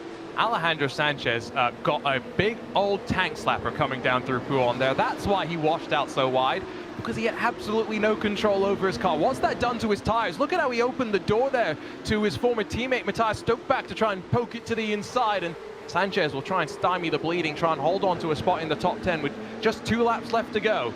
Is this hammer time, though, for Sebastian Job, or is he going to wait 1 more lap and leave it to those final 7 kilometers to try and challenge for the lead? Well, we'll have to wait and see in this one. This has been a tremendous round of the championship with some big championship implications. And, well, these drivers at the front, they're staying in one line at the moment as they are, but Jordan Caruso's feeling the need to hold that inside line going into Le Combe. Sebastian Job backs out of it. Is he saving himself then for the last lap here? Meanwhile, that race for 10th is still wild going on, and Quentin Violate is going to lose out 2 places. Sanchez is going to try and take advantage of that as well. No move made for Sanchez in that one, so he stays in 10th place. But Cooper Webster up into 7th place now. He's been moving through the field here just a little bit throughout this field, this race series here today at Spa. Great to see him back in the field as well after missing out. Unfortunately, the distance between Alton Park, where he was racing with GB4, and the Red Bull factory where he had competed the previous round of the championship, just a bit too far for him to finish his race, jump out of the car, and then drive to the factory in time. But he's still solidly inside the top 10, and that's the most important thing, because even if Cooper Webster is not thinking about a championship fight, the majority of the prize money is up towards the front. He wants a Super Cup license as well, but it's his teammate that now is running out of time if he wants to get to the lead. And I'd argue, Paul, he needs to get to the lead to take points away from Jordan Caruso.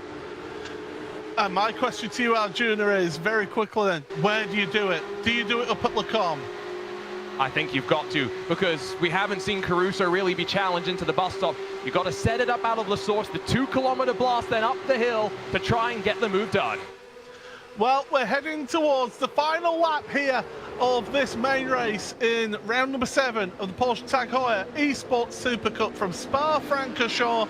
It's Jordan Caruso currently leading this main race. This would be, if he does manage to hold on to this one, a maiden main race victory for Jordan in this championship. But Sebastian Job, Oscar Irene, and also Zach Campbell, Luca Kita, Lasse Bach, they've all got thoughts moving forward as well. Look at how defensive and how much weaving Jordan Caruso's having to do here to try and break the slipstream through Eau Rouge, through Radion, pop out up over the top of the hill. They're then going to go through the Kemmel Kink and up the Kemmel Straight. This is where it's going to be decided. Caruso's got to be careful with the weaving down the straight. He can't be caught doing that too much. Here comes Job to the outside at Le Combe. He's gone a bit too deep there though. He's across the grass. He's possibly lost the chance of a lead.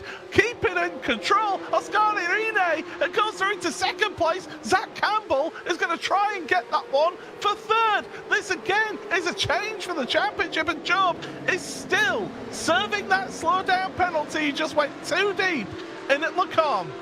I think Job saw the championship there or never again, and so he decided he had got to go for the move, similar to what we saw with Casey Kerwin over in our All-Star race, bouncing over the grass, slow down penalty, and now Jordan Caruso, if it holds like this, would lead by more than a full 85 points. Half a lap to go though. The Zebra's right on the back of the Altus eSports car. Yeah, and this is it. He is keen for a win. He can taste victory in this one. Jordan Caruso's got to be careful here, because if Oscari makes a move into that chicane, then Caruso can't afford to lose too many points. He is in control at the top of the championship. He doesn't need to win this one. He'd like to win it, but Oscari Rine, his first season in the championship, he would love to get himself not only his first podium in this championship, but also his first win in this championship as well. Alessandro Pico got his first ever win in the championship earlier on in that sprint race. What can Oscari do? Deep into the chicane, he's not going to do it, and it's going to be Jordan Caruso. A huge sigh of relief for him. He's the winner, but who's going to take second prize across the line? It is Oscari Rine ahead of Zach Campbell, Luca Kita. What a result for Kita as well. Best result of the season in 4th place for him. But what a drive, what a mature drive from Jordan Caruso. While there are plenty of drivers that will celebrate their best result of the season, you saw the relief on Jordan Caruso's face. He knew as we head into the Beauce post-race show that this result with Job, with Collins, with Pinto having issues, and him staying up towards the front leaves him with 3 rounds left to go in control of the points. With his first ever main race victory, Jordan Caruso takes that one by 0.8 of a second of Oscari Rine, who gets his first ever podium in this championship. Zach Campbell rounds out the podium at the top 3 with Kita back, Job down to 6, Pico, Webster, Sanchez and Talent are top 10. The rest of them, Tetela, Sarika, big names, Charlie Collins in 15th place, Diogo Pinto 19th place for him. Max Becker down in 22nd as well. Some drivers not finishing, Mangan, Ariel and Marcheno. But my goodness, that was an absolute thrill ride here. And well, let's take a look at what that does for the championship standings. You said it, Arjuna, it is more than a perfect week is that championship lead right now. Jordan Caruso, he must feel very happy after this one over Zach Campbell. He could miss a round of the championship and still lead. It's as simple as that. It is remarkable, and it goes to show that with Campbell, we were just saying, he felt his championship was done and dusted a couple of rounds ago. He might not be looking at first. Second's not bad. Well, we will get a word with a few of them. Julian Sonnen getting himself into 15th place in the championship. But Arjuna, you're standing by with our race winner. And I think relieved Jordan Caruso, because across the line, you just looked up and you sighed. What was that about? Yeah, I mean, anything can happen in these, and like just to come across the line with the win, I was feeling pretty terrible in qualifying, to be honest. Like the prep was just really inconsistent. I didn't have a feel for the car. So to end up winning the feature is, yeah, pretty crazy, but couldn't be happier. 86 points clear of Zach Campbell in second as it stands right now. One thing I've got to ask you is you've had this knack this season to just not be in the pockets of trouble. What do you attribute that to? Good question. I guess, I mean, that's all the series is about, really. Like, you need to qualify well, you need to be in those positions and capitalize, you know, take risks sort of when you need to, but just know when to chill out. And I feel like I've done a pretty good job so far of that.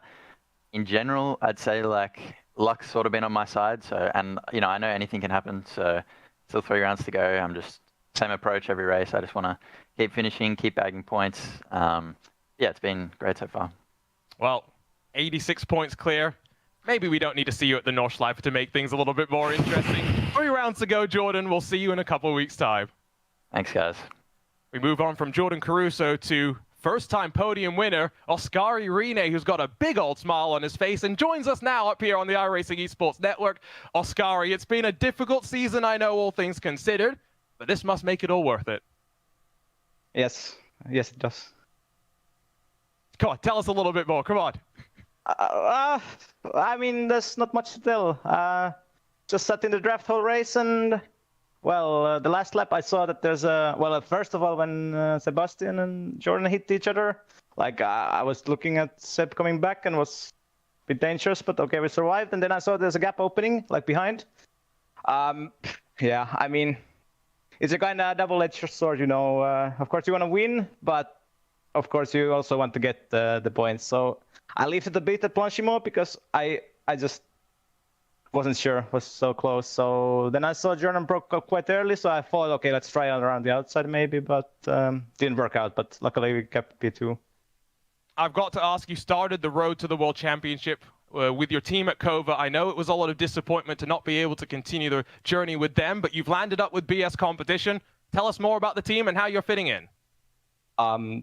Great. I mean, perfect. Like at BS, I know the guys are still supporting me, even in this. And I mean, it's well, it's a great atmosphere for sure. Like the best team around there. I don't think I've ever seen you with such a big smile, Ascari. Go and enjoy this one. I can't wait to see you at the Nordschleife in a few weeks' time. Thank you. We make our way over to the final step of the podium, and someone that thought his championship was completely over, but Zach Campbell, after this round at Spa, you're sitting second in points. Man, I'm just here to have fun. Like, that's my only goal. I think I basically abandoned any sort of seriousness after we got through Coda. So I'm just here to have fun, man. Like, it's a fun series of racing when everything goes well. So, you know, just here to have fun, really. Looked like everything went well today. I do have to ask, I watched last year's race in preparation for today thinking, oh, this is going to be great. You guys are going to be too wide all the time. It didn't look that easy to try and get past. Tell us about that.